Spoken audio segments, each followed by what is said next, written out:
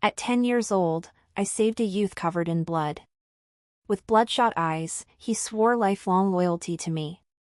At 20, during the palace coup, he shot me beneath the city walls, 1,000 arrows piercing my heart. My final sight was in tenderly covering the eyes of the woman beside him, fearing the blood would frighten her. Only after rebirth did I understand. He was meant to be my most loyal subject. But someone redeemed him in my stead. Main text, my personal maid, Siluo, lifted the thick carpet, revealing a deep, hidden passageway.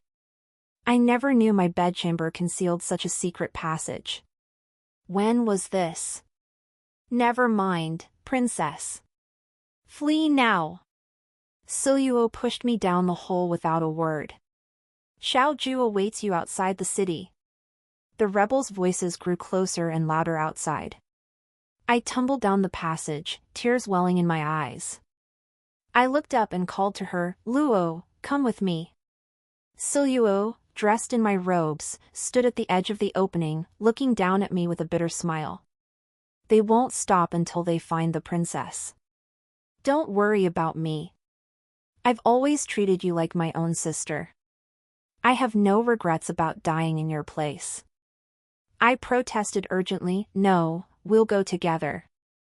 I won't let you die for me. Your Highness, this is the first time I've worn your clothes. They look so beautiful on me.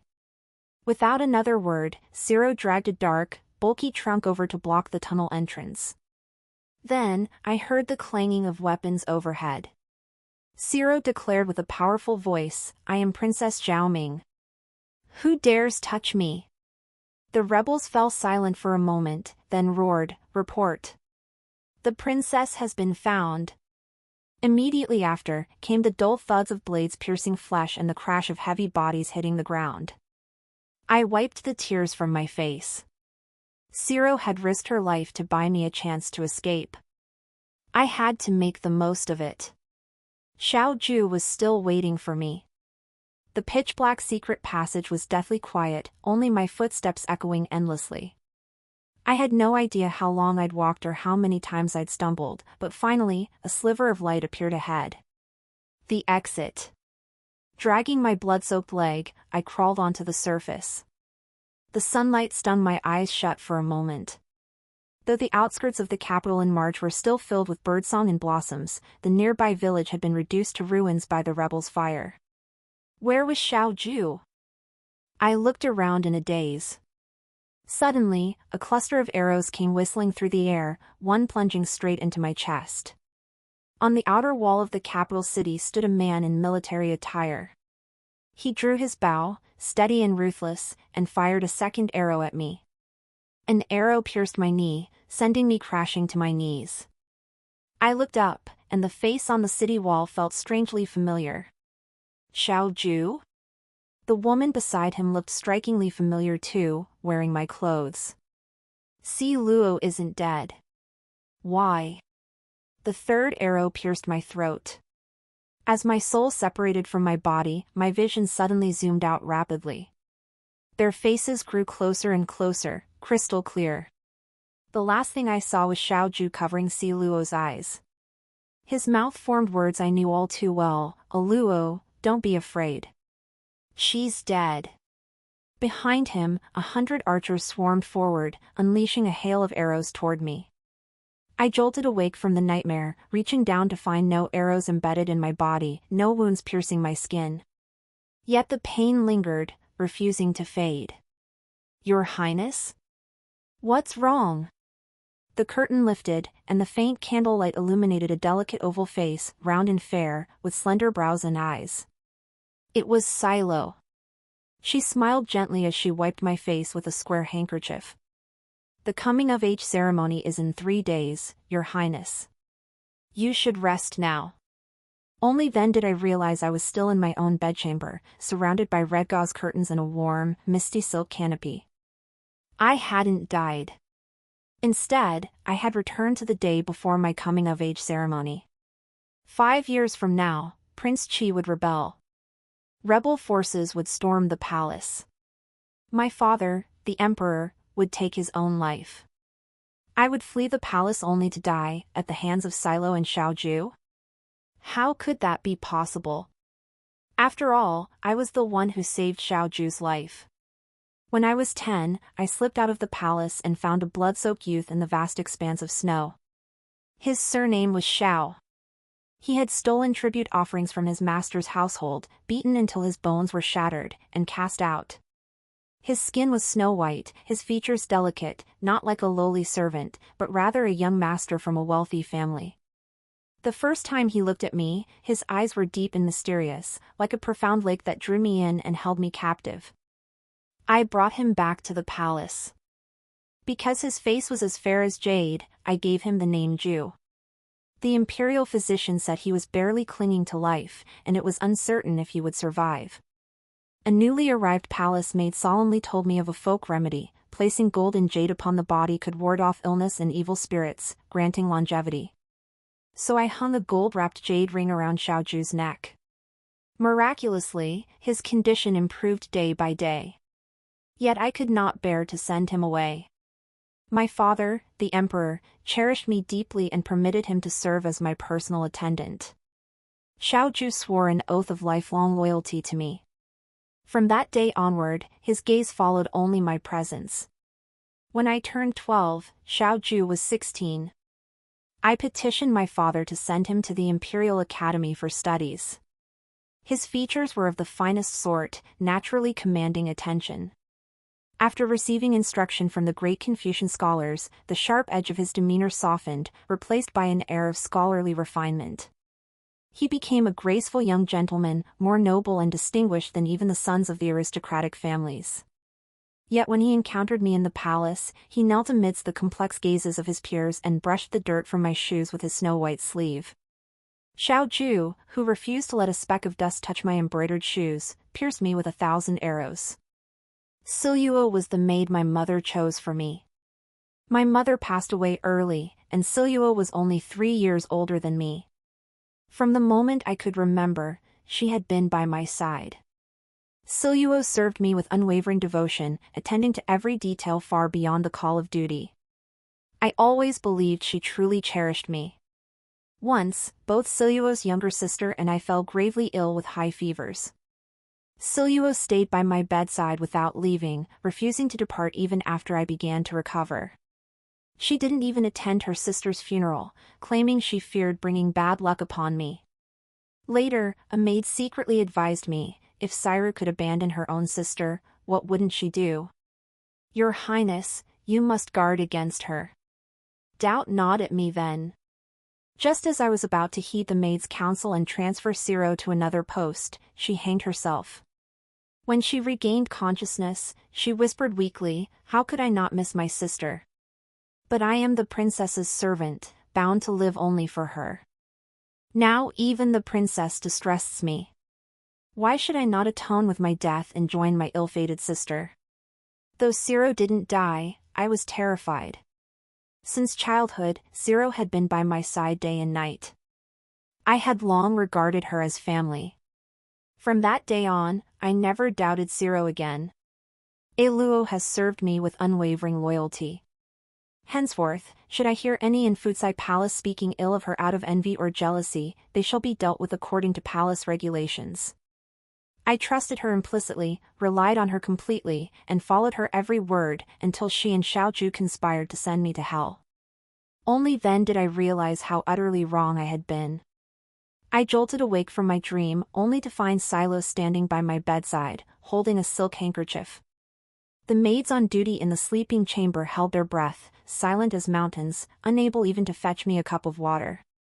At some point, with my tacit approval, Silo had become the one who issued commands in the Futsai Palace. No one dared stand before her or speak against her. Xiaoju was no longer my personal slave, I could not kill him. But killing Siru was easy. I ordered her beheaded on the spot. The palace maids and eunuchs knelt in a sea of panic, utterly bewildered. Siluo stared at me blankly, speechless. But I am the princess. After repeating my command several times, guards dragged Siluo away to be beheaded.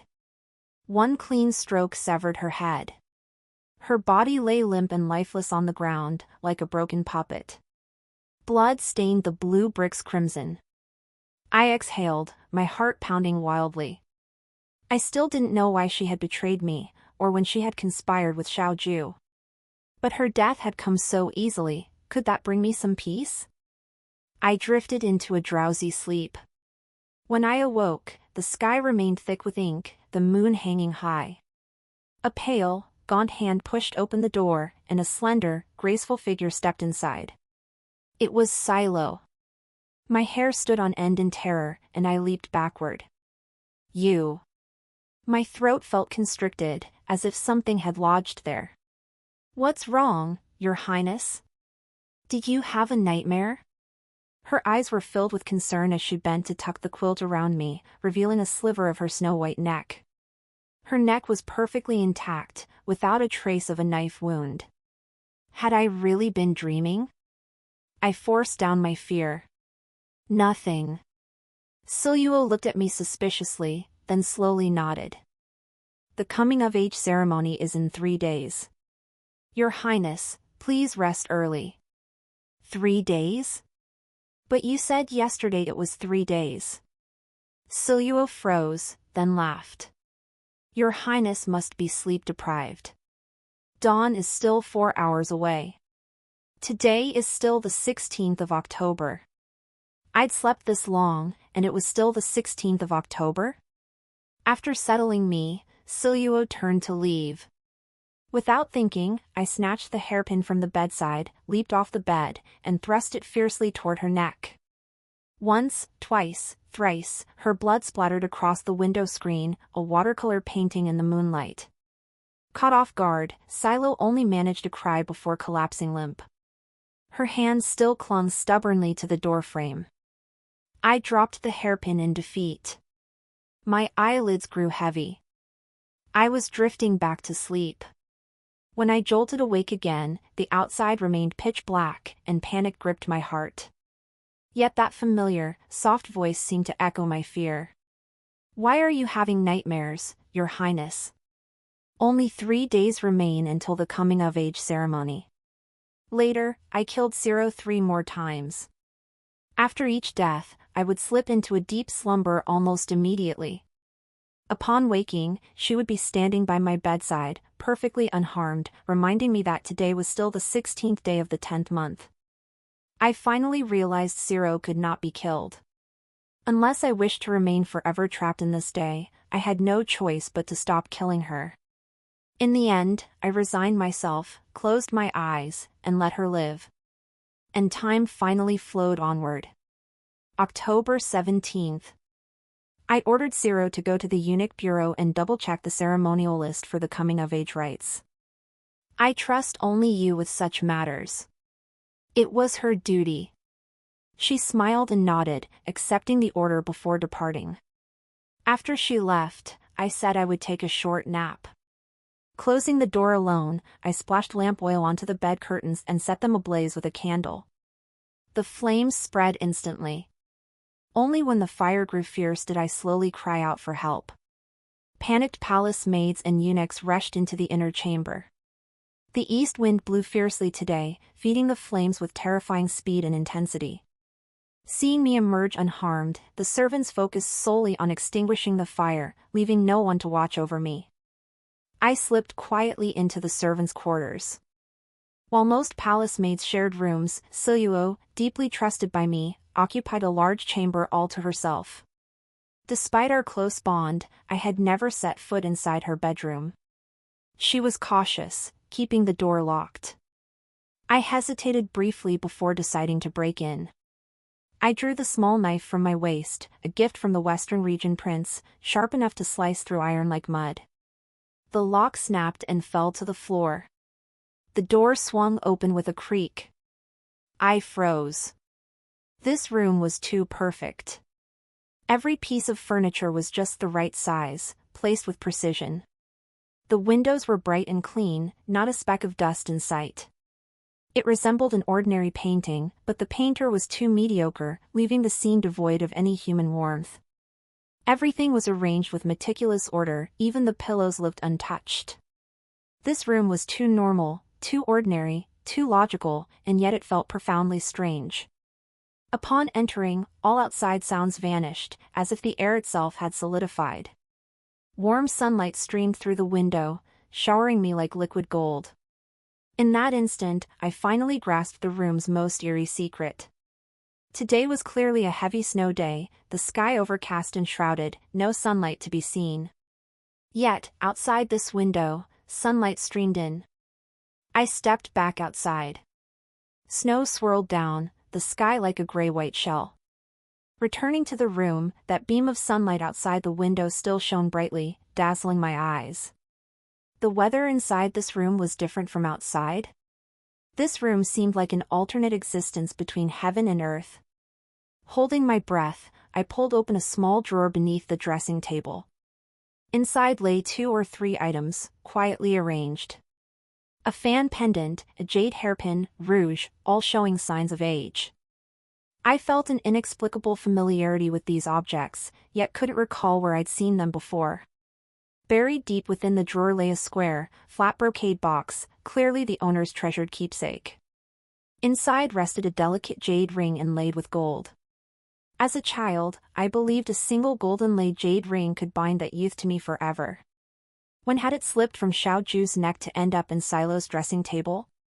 Rustling footsteps approached outside. Without hesitation, I tucked the jade ring and box into my bosom and darted out the doorway. A group of young palace maids approached, bowing respectfully, "Your Highness, there you are. Young Master Xiao requests an audience." Behind me, the door silently closed. The lock I had severed had mysteriously restored itself, now hanging intact upon the door. Was this room truly haunted? At that moment, a deep, resonant voice echoed from the pale, lifeless dome above. "Congratulations on obtaining one of the 5 divine artifacts, Xiaoju's jade ring. Effect: Xiaoju's loyalty plus 30. Hint: gather all 5 divine artifacts to defy fate and rewrite destiny. Wishing you good fortune." What was that voice? I glanced around. Everyone nearby went about their business, their expressions unchanged. Only I could hear this voice. "This jade ring is one of the 5 divine artifacts. What are the other 4? If I gather them all, could I kill Silo?" Xiaoju waited for me in the warm chamber. He'd just rushed over from the Imperial Academy, still clad in scholar's robes. Despite the bitter cold, a thin sheen of sweat glistened on his forehead. In the prime of his youth, he wore only light garments even in the depths of winter. The underfloor heating in Futsai Palace burned warm, and the palace maids turned away in unison, their cheeks flushed. The day was overcast, and the bright red candles within the hall cast an eerie glow, making Xiaoju's eyes appear unusually deep and mysterious. "Who was on duty today? How did the fire start? Are you unharmed, Your Highness?" The moment I saw him, my brow twitched, and a sharp pain shot through my chest. The image of my own death from my past life flashed before my eyes once more. "I am unharmed."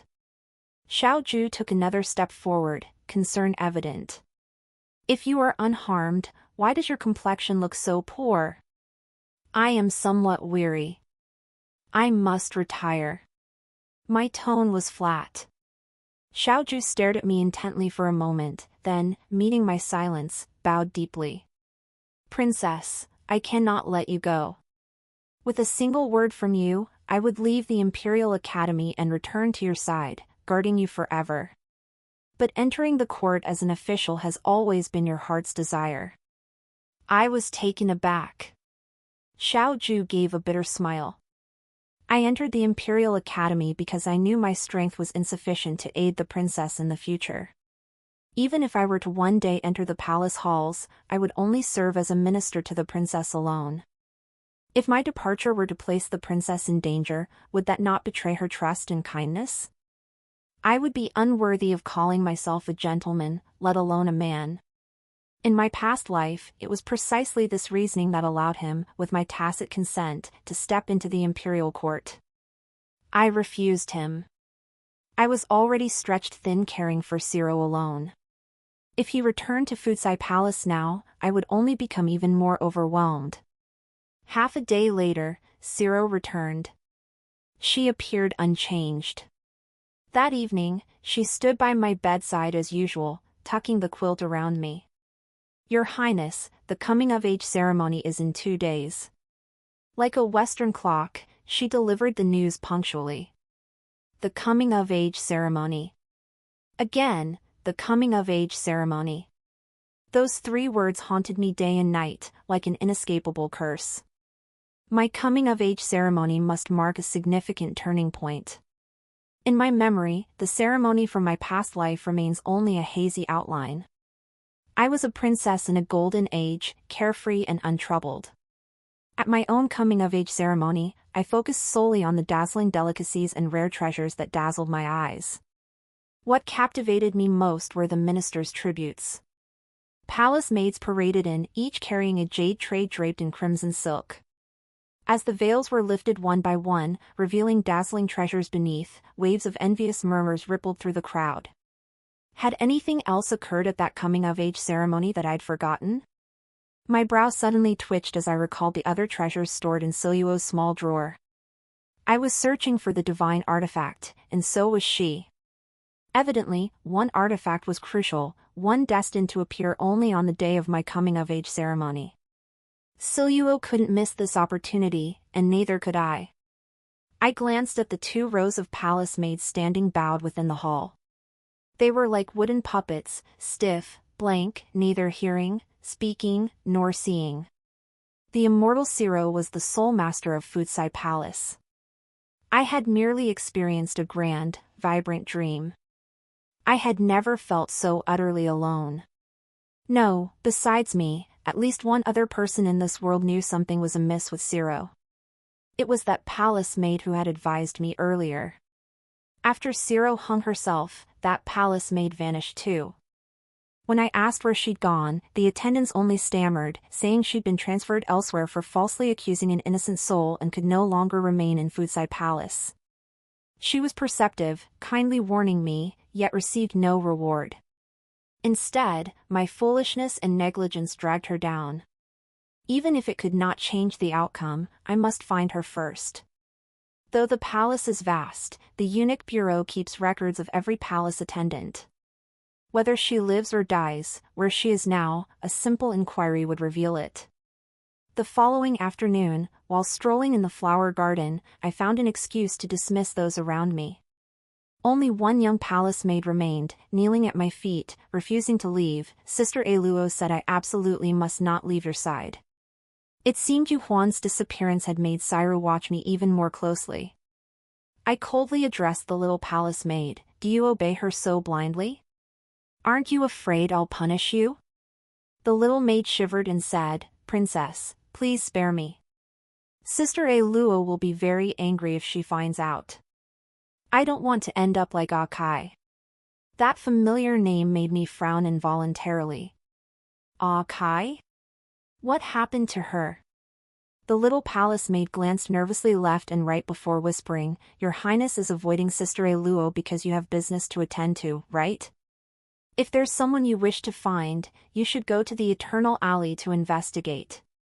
Under no circumstances should you go to the eunuch bureau, there are too many eyes and ears there."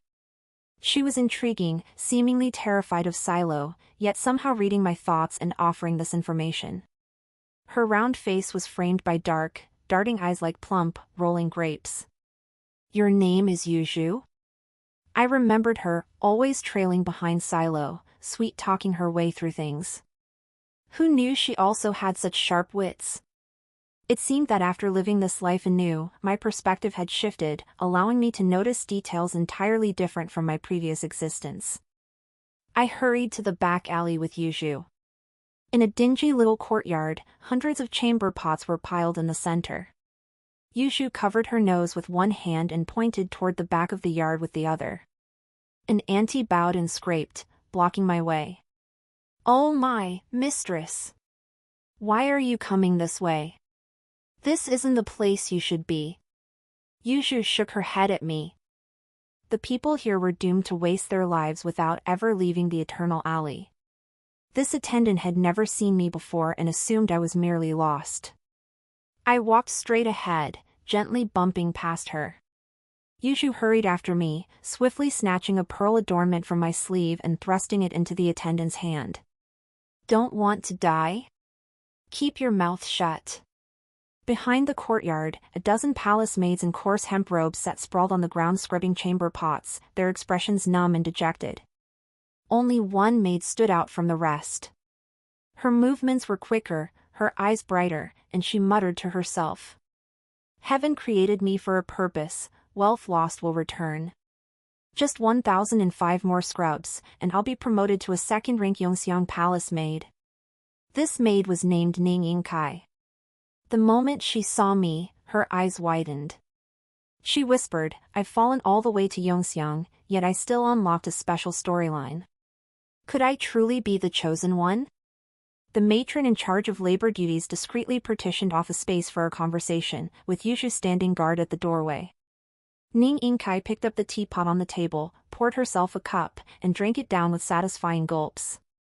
Exiled to this godforsaken place, I haven't had tea in ages. I apologized to her with genuine regret. Back then, I'd been blind and misjudged her. Only now did I realize Siluo truly had issues. She suddenly froze, hesitating. Your Highness. You could tell Siluo was off? She murmured to herself, strange. Could I have been wrong? Is Siluo not a player? What player? I felt I was getting closer to the truth. She shook her head, waving at me with a smile. Never mind, Your Highness. I suffered brain damage from a fever as a child. I often ramble. Don't take it to heart. I knew it wasn't that simple. She was hiding something. Unravel this layer, and I'd uncover the true nature of the ghost within Zero. After a moment's thought, I spoke obliquely. I once considered killing Silo. Sure enough, Ning Yingcai's pupils flinched violently, and... Then? I failed, I said casually. Ning Yingcai fell silent for a while. After a long pause, she seemed to make up her mind, lifted her head, and spoke slowly, I see. So my guess was right, Siluo really is a player. But Your Highness, why would you ever want to kill her? That doesn't make sense. Siluo was the person I trusted most, always had been, until that double 10th festival when I was pinned to the ground by an arrow. I clenched my fist, then relaxed it, forcing my voice to stay calm. It's true. Certain things happened that made me suspicious of her. Ning Yingcai sensed my reluctance to speak further and withdrew his curious gaze. Siluo and I are both outsiders in this world, experiencers. We each choose our own goals to strive for, and upon achieving them, we receive rewards. I chose the court lady path, climbing the ranks and accumulating wealth would complete my mission. But as soon as I entered the Futsai Palace, I discovered the senior palace maid wasn't someone to trifle with. To clear the obstacles to my advancement, I spoke ill of her. At this point, Ning Yingcai gave an embarrassed chuckle. I never expected Silo to turn the tables on me and throw me into the eternal alley. Ning Yingcai's expression darkened. She even told me that for people like us, never having a chance to rise again is worse than death. That's when I began to suspect she was a player in this world, just like me. I listened, grasping only fragments of her meaning. I could only probe for the crucial point, so... You can all live forever? Players don't possess the power of immortality, but only logically consistent major events can occur to them. For instance, if Zero made a grave mistake or met with misfortune, it could lead to her death. The reason you couldn't kill Zero was the murderous intent in your heart. By normal logic, you should have trusted Zero implicitly and held her in high regard. Yet, murderous intent ignited within you, that was illogical. Ning Yingcai furrowed her brow, unable to fathom why I had suddenly awakened. After a brief silence, she cleared her throat softly, deciding to set aside her confusion for now. It's not just death. Exile, imprisonment, torture. Any life-altering event that defies reason will be automatically erased by the system. Time will rewind to when things were right. She spread her hands. But no one except the instigator will retain memories of that time that never should have existed. So rest assured, princess. Silo doesn't remember you killing her. Then will you forget this conversation too? No. As long as we don't make drastic moves, we won't be detected. Still, you must remain cautious. Though Silo remains unaware for now, if you slip up and leave clues, she'll eventually realize you've uncovered her secret. I pressed further. You mentioned earlier that your goal is to climb the ranks, to rise swiftly through the ranks, correct? What, then, is Sairu's objective? Ning Ying fell silent. I cannot yet deduce that. Princess, do you suspect she has done something to harm you? I produced Xiaoju's jade ring. She seems to have grown quite close to my guard. The smooth, lustrous jade ring spun between my fingertips. This was a gift I once gave him. I found it in Siluo's chambers. Her quarters are most peculiar, the weather inside differs from outside, and broken locks can mend themselves. After taking the ring, I heard a strange voice from above, saying, "Congratulations on acquiring a treasure?" It was an official announcement, only players can hear it. Ning Yingkai slammed down her teacup. I found it odd earlier. Even if a player's identity is revealed, the system automatically overwrites and erases it. How come only the princess could sense something was off with Silo? Now it all makes sense. She rose and bowed to me. Your Highness, from the moment you heard that announcement, it's reasonable to assume you've gained player status. Now, you too can receive system notifications and compete with other players for items. While many privileges remain locked, at least you're now at the table. This item sounds crucial. Silo lost it without cause, she must suspect me. No, Ning Yingkai declared flatly. A game character awakening is unprecedented and unheard of. Silo wouldn't think along those lines. Player rivalry, however, is commonplace. Silo likely suspects another player picked her pocket, stealing an item she'd already secured. If I'm not mistaken, she's currently searching for this non-existent person.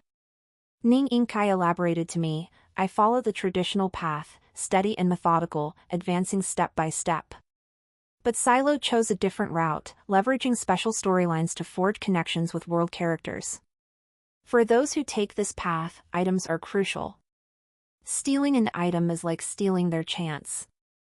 But what's strange is that most storyline-focused players only revolve around the main characters. Why is she so particularly interested in you, the princess? I can see she wants to manipulate your mind. But I've read your character profile, you don't have any plot points.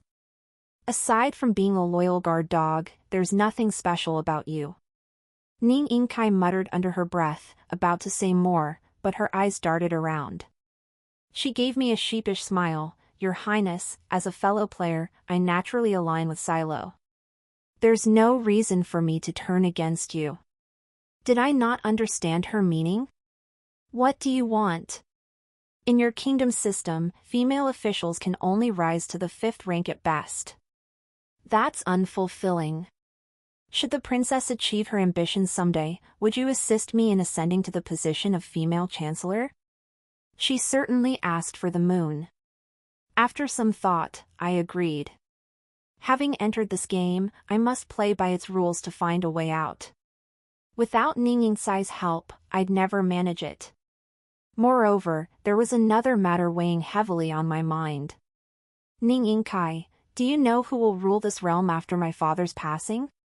Was it already decided that Prince Qi's rebellion and my father's suicide were inevitable?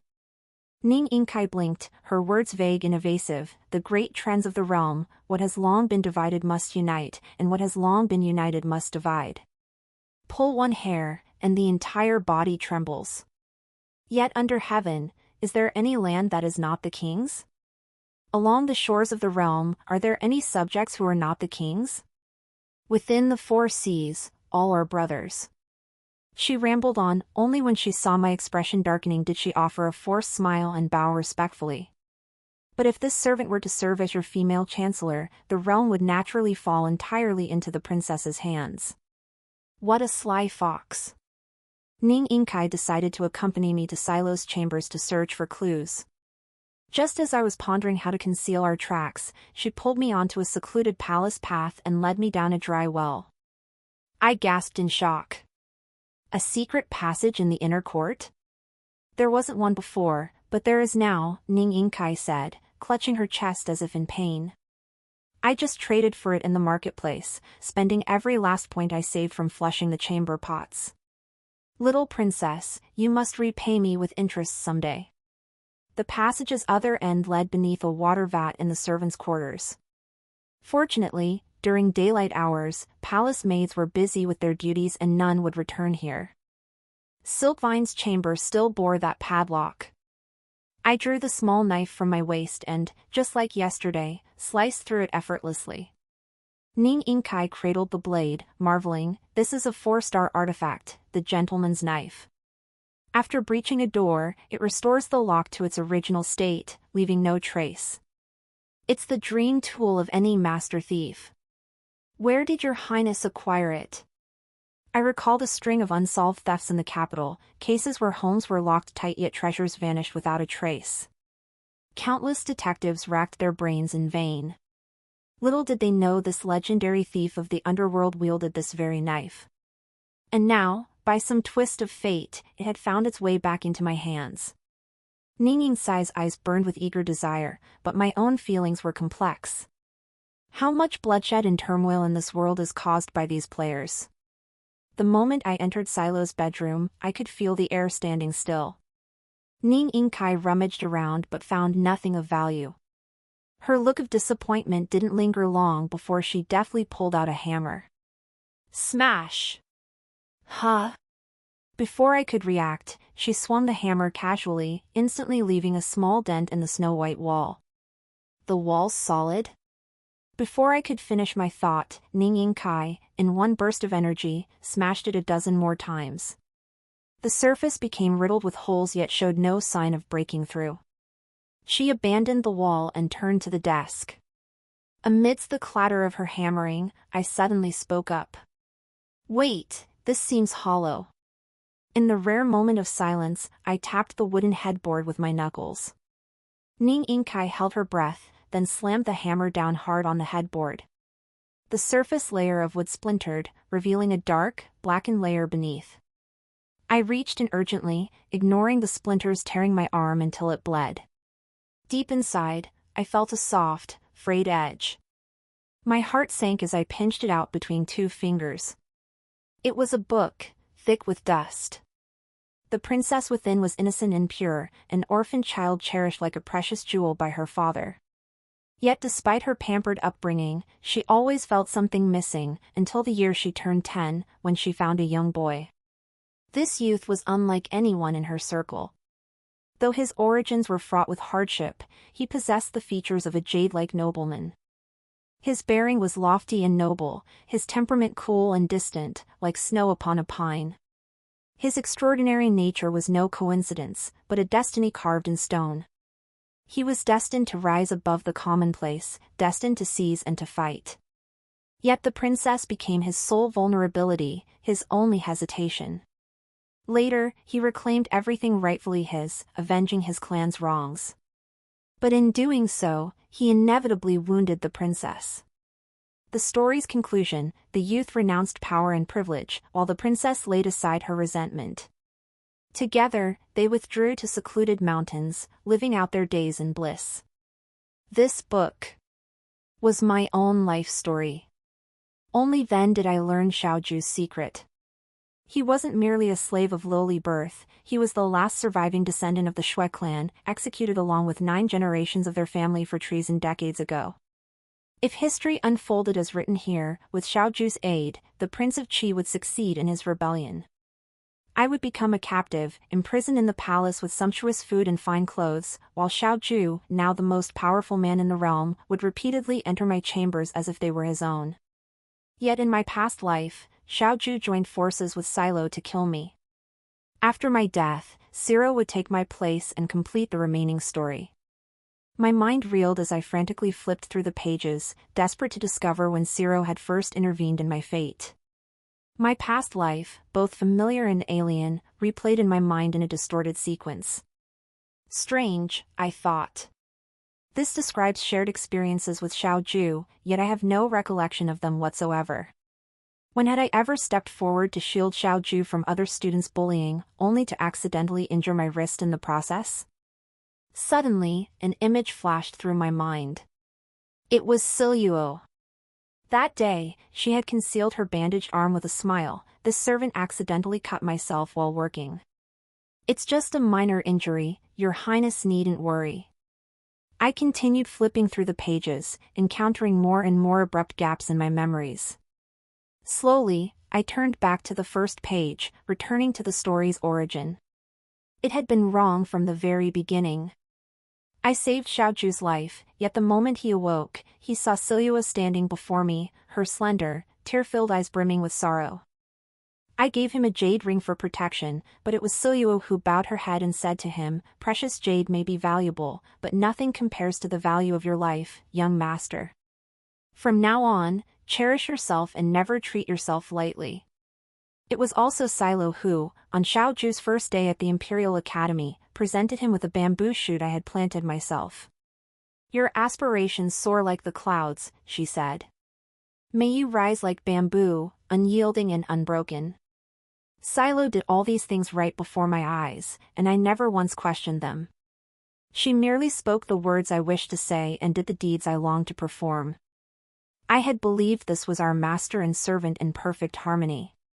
Yet the Book of Destiny holds many experiences unknown to me: the long talks in the lake pavilion, the first stirrings of love beneath the autumn moon, the pouring rain where hearts confess their deepest longings. Those moments meant to unfold between Xiaoju and me, I had artfully missed. My absence was because Silo attended in my stead. She knew the precise moments each emotional event unfolded, and since I'd always obeyed her without question, separating me from Xiaoju was effortless for her. Ning Yingkai kept her eyes fixed on the book, her brow furrowed in deep thought. After a moment of deliberation, she said carefully, "It seems Ciro is trying to redeem this young guard by your side, princess. No wonder she's always stayed close. She's been leeching off your destiny to usurp the ending that was meant for you." I stared blankly for a moment, then suddenly laughed. Siluo is truly foolish. Having lost all power and influence, with her kingdom fallen and her family destroyed, what is there to covet in clinging to another's fate? And what redemption could a man harboring ulterior motives and wolfish ambitions possibly need? If that's the case, do you have a way to eliminate this person? Yes. Ning Yingkai nodded firmly. Though we still cannot kill Silo physically, we can kill her within the storyline. Seeing my confusion, Ning Yingkai added another remark that only deepened my bewilderment. We can make her suffer a bad ending within the script she herself chose. Ning Yingkai explained that since Silo had chosen winning Xiaoju's favor as her primary objective, the only way to destroy her was to follow her script and let her crumble within the story she had woven. The secret concerning the coming-of-age ceremony was also laid bare in this book of fate. The repeated emphasis on the coming-of-age ceremony was merely another diversion Siluo employed against me. While the ceremony was indeed a pivotal moment for the I within the story, participating in it properly would have been the very mistake that sealed my fate. Because I was meant to escape the tedious court banquet and climb the moon-chasing tower. The moon-chasing tower lay long abandoned within the palace, unguarded. Yet Xiaoju cherished this place above all others, for it was built by the traitorous Shui clan to celebrate the Grand Empress Dowager's longevity. It stood as a symbol of the glory of the Shui surname, a name Xiaoju had long been stripped of. In the Book of Fate, I had once secretly followed Xiaoju here, becoming the tower's other master. On this day of my coming-of-age ceremony, bored and restless, I rushed to the moon-chasing tower, hoping to encounter Xiaoju. I saw him, indeed. But I did not know he had just killed someone.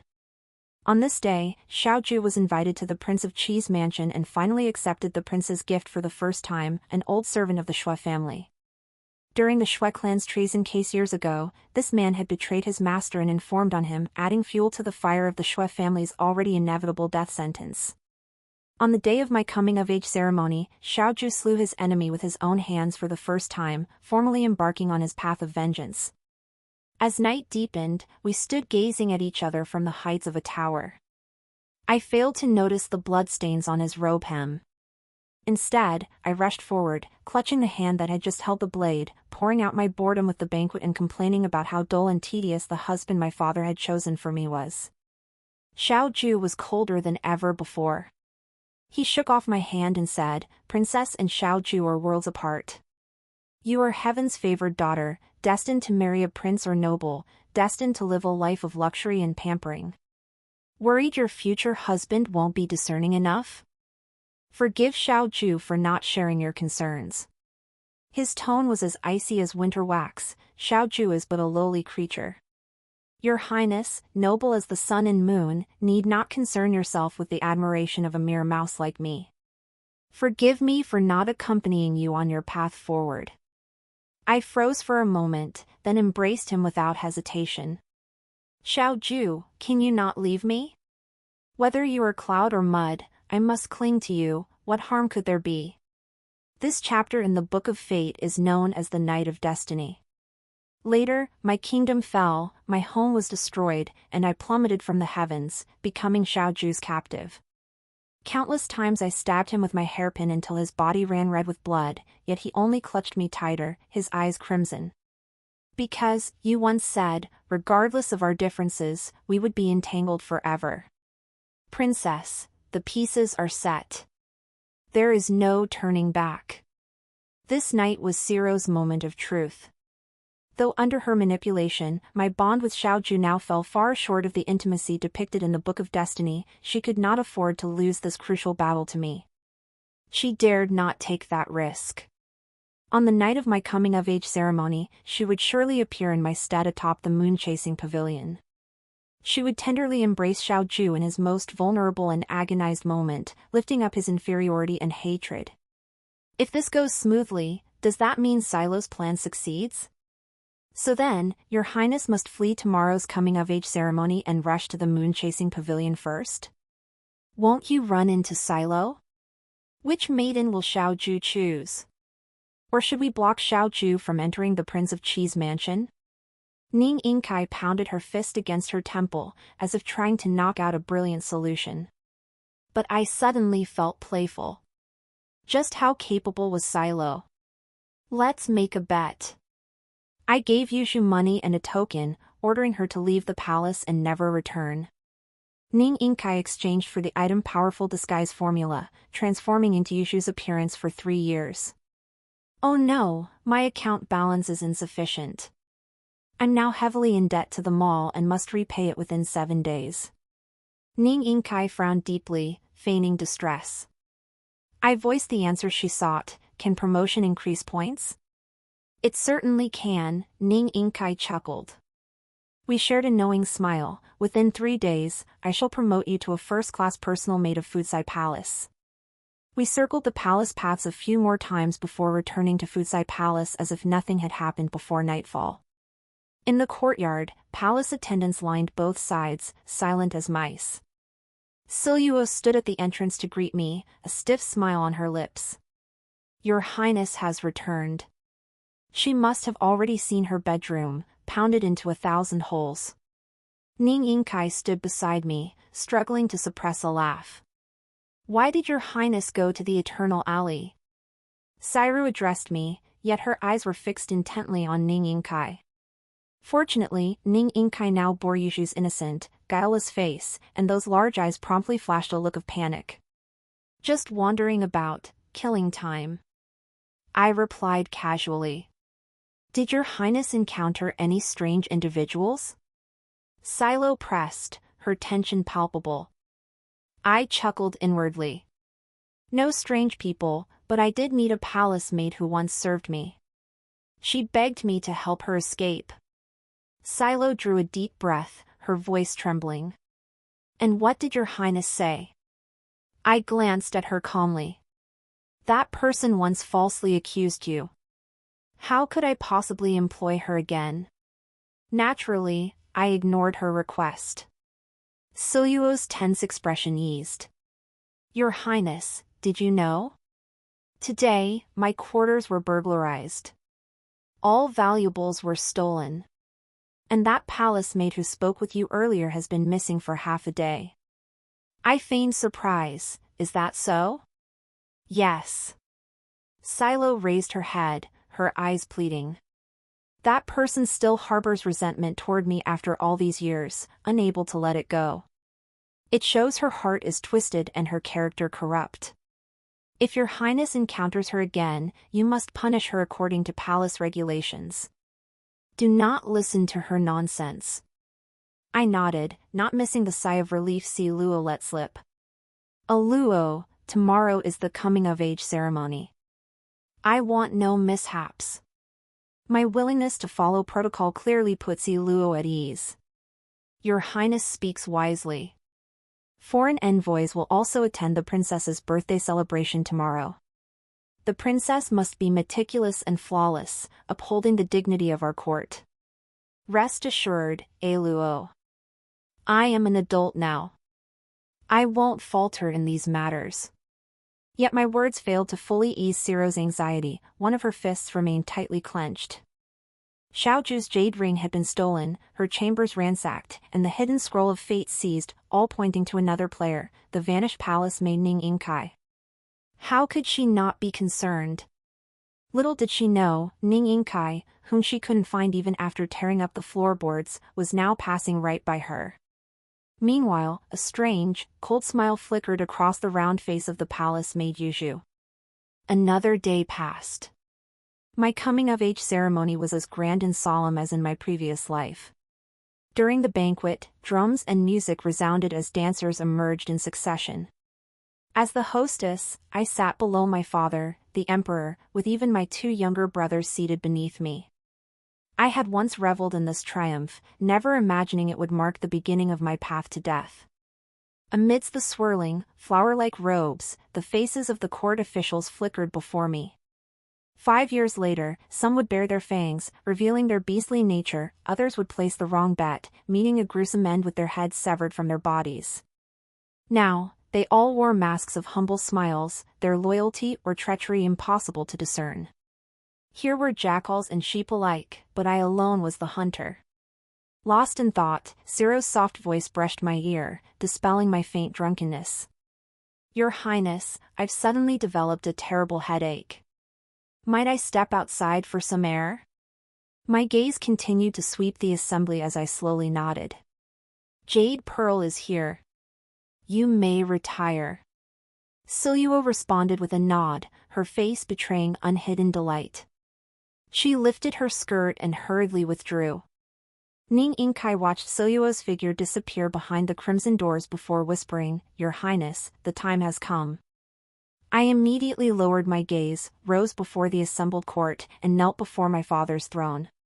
Father, your son has a request. Father paused, startled. What is it, my son? Today is your birthday. Speak freely.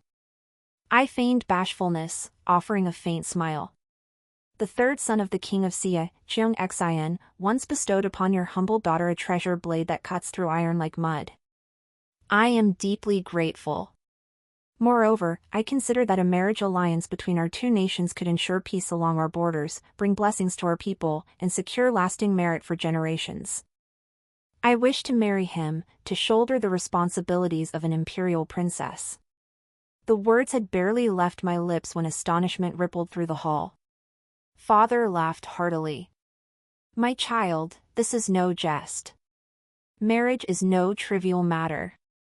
Though Cheong Xian is a fine young man, should you truly wed him in Xia, you would scarcely see your father again. Father, are you not seeking a husband for your daughter? How can commoners compare to a true prince? If Cheongxin truly loves me, why would he need to return to his homeland? The emperor froze. Are you suggesting we marry Cheongxin to you? The hall erupted in commotion. Our nation is mighty while Xia is feeble. Chungxin, the third son of the Xia king, was born to a female slave and was disliked by his father. Years ago, during a war between our two countries, Xia suffered a crushing defeat. Chungxin came to our land as a hostage prince. Yet, to demonstrate the magnanimity of a great nation, father treated him with courtesy and even permitted his return home, never forcing him to stay. If I were to marry Chungxin, it would undoubtedly herald a new era of closer relations between our two nations. A foreign prince consort to a princess, on the surface, it seemed a beautiful tale of turning swords into plowshares. But Chungxin is fat and slovenly, with sly, cunning eyes. He can barely read a few characters and possesses nothing but brute strength. How could he possibly be worthy of marrying a princess? What does his appearance matter? In terms of status, what grievance could I possibly have when I could take a prince of a nation as my husband? I am willing to marry Chungxin to foster goodwill between our two countries. Father looked at me, his brow furrowed. I glanced at Ning Yingkai. She gave me a slight nod, and I spoke aloud once more. My resolve is firm, father. I only ask for your blessing. Father sighed. Words formed on his lips, then retreated as he weighed them. Finally, under the gaze of hundreds, he merely said, "Child, state affairs are not to be discussed at a banquet. This is a matter of great importance. We shall speak of it another time." Yet the small vial clutched within Ning Yingcai's sleeve had already been silently unscrewed. The whispering powder concealed within, capable of rapidly dispersing rumors, drifted silently into the air. Within half an hour, as I had wished, the news of my intention to marry Chungxin swept through the entire capital. The banquet was barely halfway through, my wine still warm in my cup. Xiaoju abruptly entered the hall. His fox fur cloak swirled, carrying snowflakes and a chill. He must have rushed here from the Prince of Qi's residence. The guards following closely behind him wore expressions of awkwardness and helplessness. "Your Majesty," young Master Xiao insisted on entering. We could not stop him. Xiaoju was a scholar of the Imperial Academy. His demeanor was open and unguarded, he carried no sword. According to our dynasty's customs, one could not use force against a scholar. More widely known was that he was my favored slave, always indulged by me. After all, this was my coming-of-age ceremony, everyone owed me a measure of respect. Father Emperor frowned in displeasure. "Xianer, your people are most ill-mannered." Xiaoju knelt facing the emperor, his back straight as an arrow. His eyes, like dark, still pools, held no emotion. "Your Majesty, please reconsider. The princess is a golden branch and jade leaf. How could a barbarian from the wilds ever be her equal?" Father Emperor sneered coldly, setting aside that this matter remains undecided. How dare a mere servant meddle in the master's lifelong affairs? I gave Ning Yingcai a discreet signal. She stepped forward and removed Xiaoju's cloak, revealing his moon-white robe. His cuffs and hem were spotless, untouched by blood. It seemed Xiaoju knew of my intended marriage to Chungxin. Even his clan's vendetta could be temporarily set aside. He rushed here without pause, leaving his sworn enemy at the edge of his blade unavenged. It was somewhat absurd. Xiaoju, who had been preparing to turn his blades against my Zhao clan, now rushed to stop my marriage out of fear I'd chosen the wrong man. Just then, the jade pendant hanging at my chest emitted a luminous glow. Was its purpose to increase Xiaoju's loyalty to me? This artifact truly was wondrous. As the princess's personal attendant, Xiaoju naturally places her above all else. He spares no effort in serving her, even to the point of exhaustion. Chungxin is not of our kind, how could he be worthy of marrying our nation's most brilliant jewel? Xiaoju has volunteered to serve as envoy to the Western Yu, establishing diplomatic ties between our two nations. I only pray His Majesty's discerning eye remains clear, lest he waste a precious jade to patch a rotten wall. The assembled ministers were stunned by Xiaoju's audacity, their gazes drifting ambiguously between me and him. Were it not for the princess's favor, how could a lowly scholar official, not yet formally appointed, dare to speak so insolently in the imperial hall? The atmosphere in the hall froze solid. I rose slowly, and Xiao Ju's dark gaze immediately turned toward me. I spoke, "Xiao Ju, you have overstepped. Prince Cheongxin is the son of the king of Xie, a jewel of the highest rank. He is beyond reproach, not someone of your station to speak of lightly." I then apologized to my father. It is all my fault for spoiling him too much, making him so ignorant of his place. My father waved his hand dismissively, his face full of disappointment. The banquet ended abruptly, fizzling out like a firework that fizzled out before its time. Xiao Ju did not leave the palace immediately. Instead, he insisted on escorting me back, keeping a measured distance behind me. As we passed the rockery, he quickened his pace and drew level with me. "Are you truly intent on marrying him? Our court is not lacking in capable men." I smiled faintly. "You are mistaken. Who could possibly be compared to the esteemed Cheong Xin? Your Highness, what exactly is Xiao Ju to you?" He halted abruptly, his voice as ethereal as snow on pine branches. The night flowed like thick ink, the warm yellow candlelight from the palace lanterns flickering uncertainly. His eyes were unexpectedly moist, as if touched by morning dew. Yet he was no longer the jade-like youth, he had become a shattered piece of glazed tile, dazzlingly bright, yet worthless. So I replied lightly, merely a favored servant. "Is that not enough?" Xiao Ju paused, then suddenly smiled, mocking himself. It seems Xiao Ju acted rashly today. This unnecessary interference has only delayed the important matter. To others, his important matter seemed to refer to my marriage. But I knew he meant the alliance between him and the Prince of Qi. I adjusted my robe, feigning indifference. What was delayed today can be done tomorrow. But at this crucial juncture of my coming-of-age ceremony, how could I let Silo get her wish?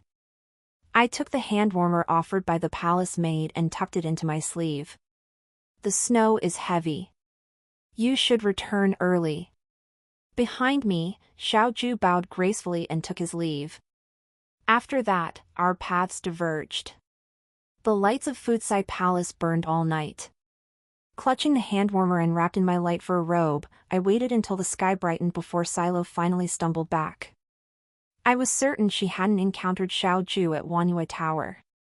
Because of me, Xiao Ju had not killed anyone tonight, nor had he seized the chance to privately pledge his life to her. Her normally pale face was flushed crimson, whether from the biting wind or from shame and anger, I could not tell. At the chamber door, she was surrounded by a cluster of palace maids. "Sister Luo, where have you been? Why did you stay out all night?" Silkvine opened her mouth to protest, but her gaze shifted as she caught sight of me approaching slowly. "After standing in the wind so long, Luo, does your head still ache?" Siluo hesitated, her narrow eyes scanning my face intently, as if searching for some telltale sign. She should have been waiting for Xiao Ju.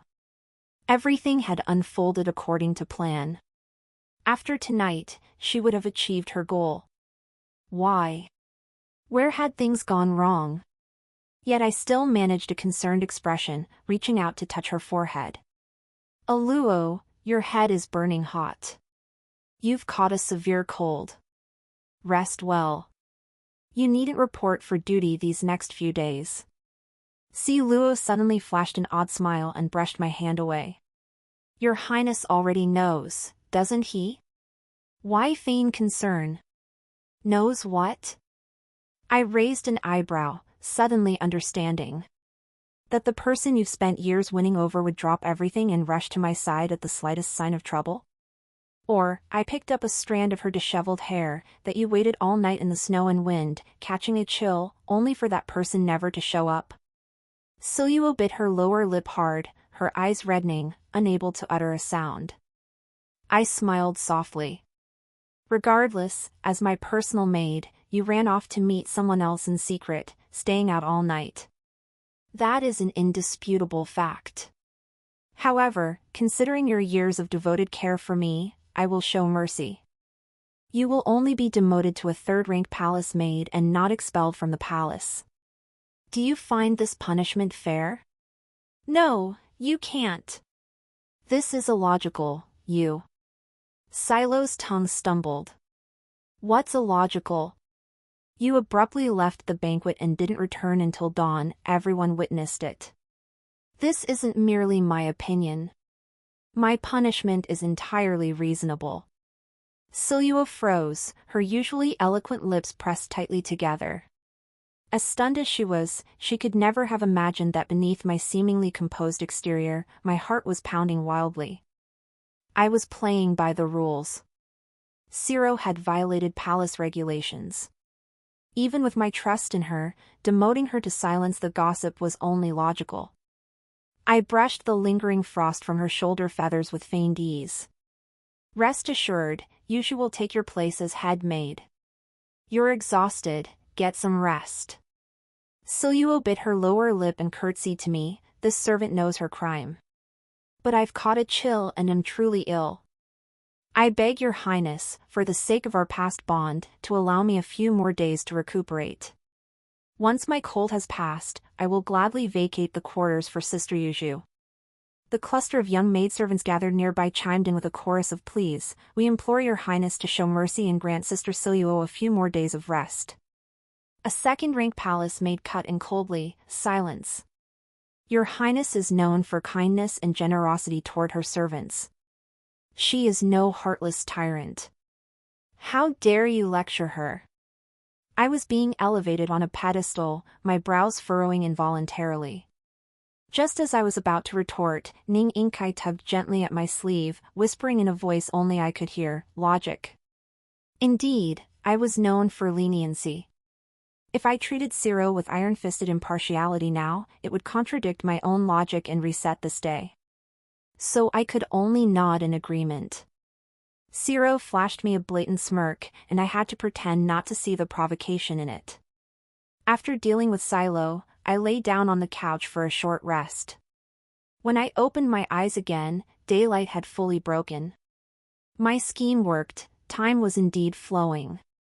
After a cursory breakfast, Father Emperor sent word, Cheong Xin, the third son of the Prince of Xie, the husband I had personally chosen for myself last night, was waiting for me in the Hall of Respect for Talents. The 70-year-old eunuch delivering the edict carried himself with unusual dignity. He smiled warmly as he said, His Majesty has further words for the princess. Your Highness drank heavily last night and acted impulsively. Marriage is a weighty matter, perhaps you haven't considered it fully. The decree has not yet been issued, so there is still room for reconsideration. As for young Master Cheong Xin, you will see for yourself what he is like.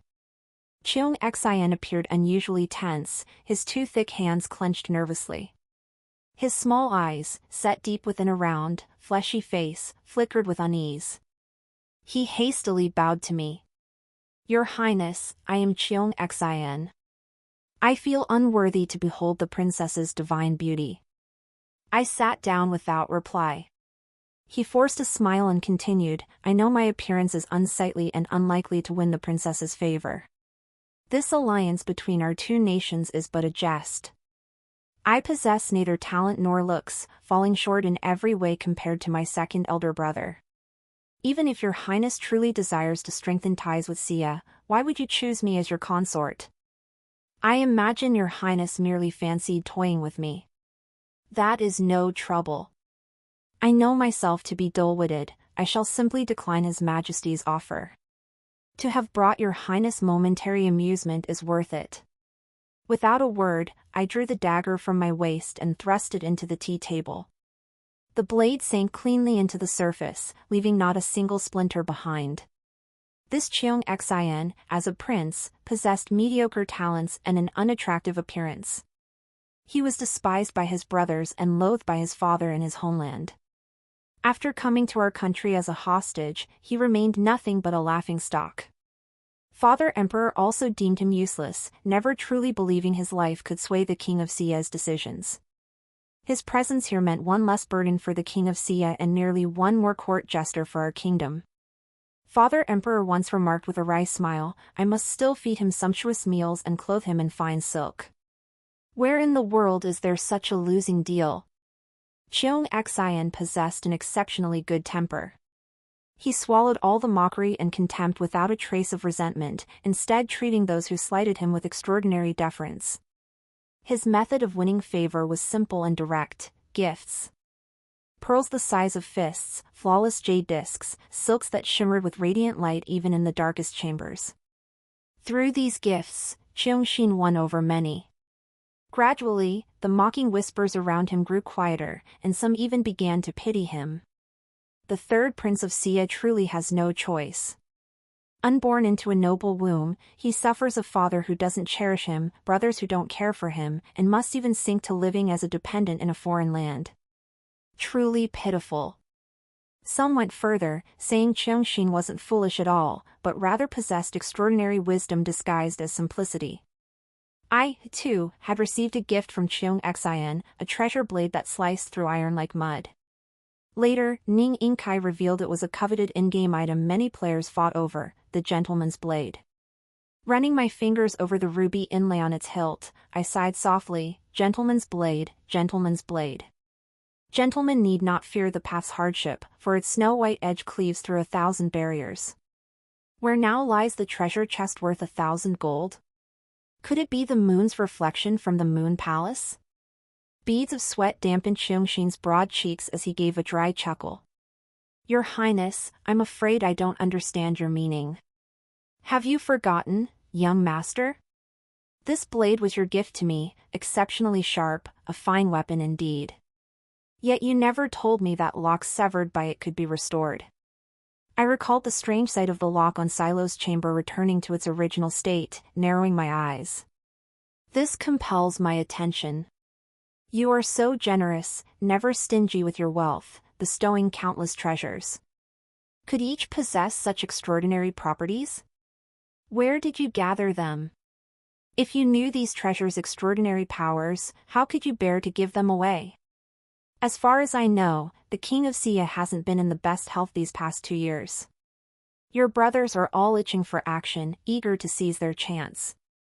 Yet you've been stuck here in the Central Kingdom, cast aside for years.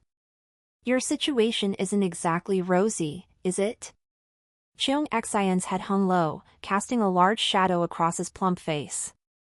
The princess is but a young girl whose teeth have only just grown in. How could she understand that even the most wondrous treasures cannot compare to boundless power? His smile was grim. Even if I used every treasure at my disposal, what then? I could use 1,000 miles in a day to return to Sia, but would my place still be there? I could make my eldest brother drop dead without a sound, but I still have my second brother, my younger brother, my uncles. Let me tell you this, princess, all artifacts have a lifespan. The more miraculous the artifact, the fewer times it can be used. His eyes flickered toward my waist. How many times has this dagger of yours been used, princess? I unfastened the dagger and handed it to him. He retrieved a monocle from his robe, donned it, and examined the blade meticulously. Finally, he gestured toward the base of the hilt and passed the monocle to me. Through the lens, I saw 2 characters engraved beneath the hilt, Yusan. Use it 3 more times, and this blade will vanish completely, as if it never existed. Cheong Xian stroked the knife with a look of affection. Princess, you asked why I would part with such treasures. You are mistaken. Cheong Xian merely delivers them to those who need them. Only those with power can unlock the true brilliance of these artifacts. Those who need them? My mind drifted to father, my brothers, and Prince Chi. So that's it. You're placing a wager.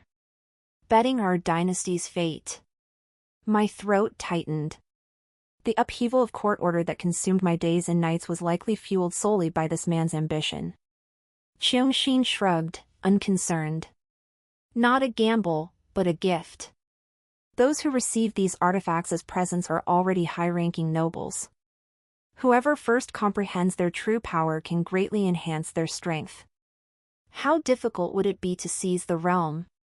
To become king of Sia, I only needed the full support of your sovereign. Who that sovereign was didn't matter to me. But I never imagined that person would be you, princess. This is truly unexpected. Cheong Xin found it highly amusing and chuckled twice. Compared to the gifts I bestowed upon those with greater promise, this little dagger I casually gave to the princess was merely a perfunctory gesture. I had no expectations. How could an imperial princess break a lock with a knife? I underestimated you, my lady. My apologies. But... His eyes twinkled again. Since you've demonstrated such unexpected prowess, you must already understand the mysteries of artifacts. It's clear you no longer content yourself with being a mere princess. Yet for a woman to become emperor is an even greater challenge. To expand your influence, princess, you cannot do without the aid of artifacts. In this vast world, where would you seek such treasures? I countered, do you have a source? Cheong Xin smiled and nodded. I am but a humble servant. My household gathers talented individuals. There is nothing the princess cannot conceive that I cannot procure. All I ask is a small promise. Ning Yingkai, who had stood silently behind me, lost her composure at these words. I could hear her heavy breathing. What were these talented individuals? Naturally, they were her kind, players like herself. I understood, who the Western Yu King is matters little to me. If I truly seize the throne, what harm would it be for you to become the Western Yu King? Cheong Xin's breath quickened. Your Highness is wise. I pressed him further, where did the capable individuals in your household come from? Cheong Xin smiled but said nothing. Where did they come from? Bribes, cultivation, stalking, abductions, raids, imprisonment, every means imaginable. Cheong Xin's life was twisted and oppressive. The dark undercurrent beneath his restraint made every action he took against players logically consistent. Take whatever you desire, kill freely. Cheong Xin remained as generous as ever, promising me an endless supply of items. The price I paid? Merely pulling him up once I reached the summit. Cheong Xin believed without doubt that I would ascend to the throne. After I left, Ning Yingkai trembled as she clasped my hand. Her palm was ice-cold, drenched in sweat. I patted her reassuringly, don't worry. He probably didn't see through your true identity. Yet she pleaded with me, save them. Save my people. Though fate is predetermined, how could she stand by indifferently when fellow countrymen existed in this alien world? Her heart simply wasn't that hard. But I was different. I was someone who had died once. So I gently pried her fingers apart. Then I have no choice but to win. Only with power can I save your people. Ning Yingkai froze. Her earlier promise to help me had been nothing more than a thrill-seeking game. But from this moment on, my success or failure would determine her very survival. Cheong Xin had tasted the sweetness of exploiting players and wouldn't let go easily. For glory, he wouldn't hesitate to drain the pond dry, squeezing every last drop from them. The more items he acquired, the deeper his grasp of information grew. Given time, it was only a matter of when he would find Ning Yingkai, hiding seemingly safe within the palace walls. Your Highness, is this blackmail? She stared at me, unable to believe I was no longer the indecisive princess she remembered. No. I'm merely adding a little leverage to my hand. Ning Yingkai gazed at me, her eyes slowly settling into calm. She took a deep breath and said, Your Highness, rest assured. I will do everything in my power. Your worries are my worries. Helping you is helping myself. In my haste to leave today, I neglected to mention one thing. Cyru insists on remaining in that problematic chamber. She likely harbors ulterior motives. Your Highness, beware her desperate measures. Cyru locked herself in her room for 3 full days. During that time, only a single snow-white dove flew out of Futsai Palace. Ning Yingkai retrieved the small paper cylinder from its leg and handed it to me. She had written a farewell poem, heart-rendingly sorrowful, piercing the soul. bloodshot veins crisscross Ninging Sai's eyes, sleepless for days. This must never reach young Master Shao. Otherwise, it will sow discord between him and your highness. I recalled the faded scriptures detailing all the bonds Shao Ju and I had missed. A faint smile touched my lips. Have I not already caused him enough resentment? This matters little. Release the dove and deliver the message unaltered. Closing the palace-made registry I just retrieved from the eunuch bureau, I declared, Siluo is a ghost. It's time she saw the light. The following afternoon, Shao Ju sought an audience at the gates of Fusai Palace. I admitted him, keeping only Ning Yingkai by my side. Your Highness is angry with Shao Ju, yet why punish a lowly palace maid? She merely waited for me a short while in a long-abandoned tower. What wrong has she done? I have no parents. Silo, in caring for your Highness, has already lost her younger sister and her own parents. Must you erase even the small comfort these two unfortunate souls found? His barrage of questions came at me, yet I remained unmoved. Shao Ju, you say I am angry with you. What exactly am I angry about? Shao Ju faltered, opening his lips to speak, yet no words came out. What was there to be angry about? That I had raised him in luxury and finery, yet his heart remained untethered to me? That he sought solace elsewhere right under my nose, secretly harboring feelings for my personal maid? He knew this was true, yet he dared not voice it. What right did he have to stir jealousy in the noble princess? So he obediently lowered his gaze and asked me, his words laced with hidden barbs, Shao Ju heard that your Highness met with Prince Cheung Xian a few days ago. Does your Highness still favor him? He knelt before me, his back still held straight, neither humble nor arrogant. I stepped forward and lifted his chin. Cheung Xian certainly cannot match your fine looks. He'd make a poor lover indeed. His lashes fluttered evasively, his tightly pressed lips suppressing the shame and indignation of being treated as an object to be appraised. My life was saved by your Highness. Whatever you wish to do with it is acceptable, only do not involve others. Oh. I grew intrigued. By others, do you mean Ciro?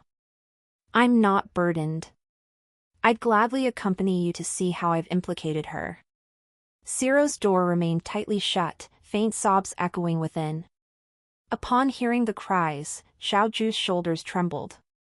He turned and knelt before me. I beg your Highness for mercy, release her, spare her life. I swear I shall never see her again. What a pair of star-crossed lovers, a tragic pair of lovebirds. After opening the door, we found Silo lying face down on the bed, her lower body stained with blood, as if she'd been flogged. Ning Yingkai and I exchanged a glance before stepping forward to lift Silo's tunic and take a look. She paced back to my side, gasping softly, her voice trembling with shock. The wounds are real. She must have used the weapon meant for someone else on herself. Shao Ju stood by the bed, eyes lowered, his voice heavy with sorrow. Your Highness is no longer a child. How can you treat life so cheaply? She devoted herself to caring for you for over a decade. Is this the fate she deserves? On the bed, Ciro looked as frail as a winter sparrow.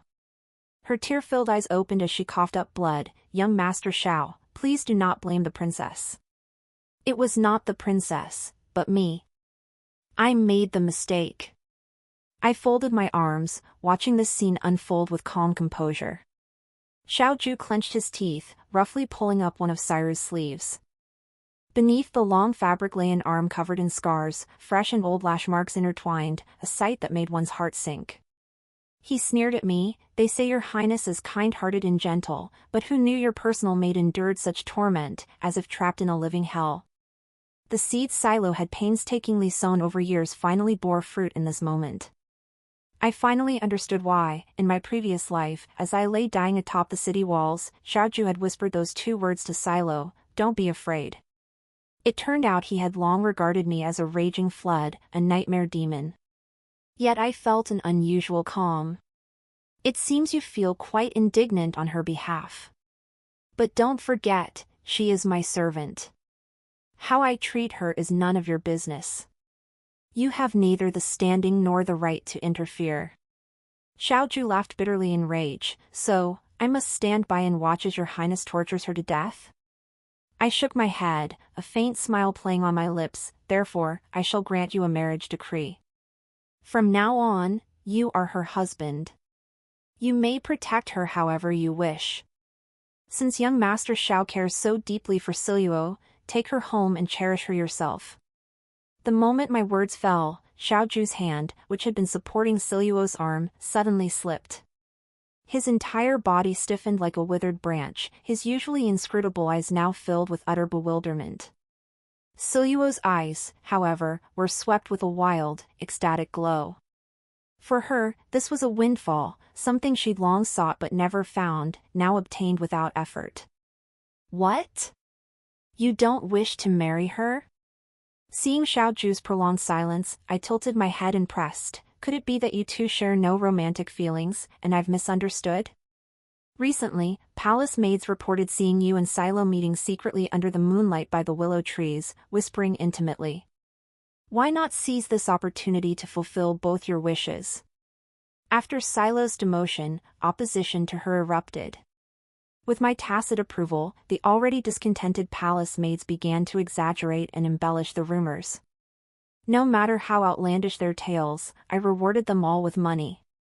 Later, the rumors pointed to Xiaoju. Some claimed they were secretly in love and had long been intimate. Most ingeniously, others said they were conspiring to rebel. Little did they know that this nonsense would prove prophetic. I seized the moment when the rumors were at their loudest, using the timing and circumstances to send Silo out of the palace. Yet Xiaoju seemed reluctant. He kept his head bowed, his gaze heavy. After a long moment, he steadied himself, about to speak, only for Silo to tug sharply at his sleeve. Master Xiao, save me. The princess won't take me. If you won't either, I don't know what to do. Xiaoju's words were swallowed back into his throat, yet he still gave her a slight nod. I clapped my hands 3 times and laughed heartily. Excellent. Both were once under my tutelage. With such proximity and mutual affection, this beautiful union is naturally my responsibility to arrange. But we must not wrong Silo. Though her parents passed away early, she still has relatives in the world. I foresaw this and invited him to the palace long ago. Siluo, why not catch up with an old friend? At that moment, Ning Yingkai led in a stooped old man. Siluo looked bewildered. The old man spoke first. My Hua, I'm your uncle. Don't you remember? Before entering the palace, Silo had been known as Li Mai Hua, and she clearly felt unfamiliar with her own name. I smiled as I watched her. Silo, your uncle doted on you most when you were little. Siluo wept as if awakening from a dream. Uncle. Mai Hua has searched for you so desperately. Never imagined after all these years apart, you'd grow so old. But the moment I saw that mole on your cheek, everything came flooding back. It really is you. She nodded to me through her sobs. Thank you, princess. After my parents passed, I lost all contact with my family. Without your protection, who knows how much longer I'd have suffered the separation from my kin. My smile turned cold. Look again. Is he truly your uncle? Siluo's sobs abruptly halted.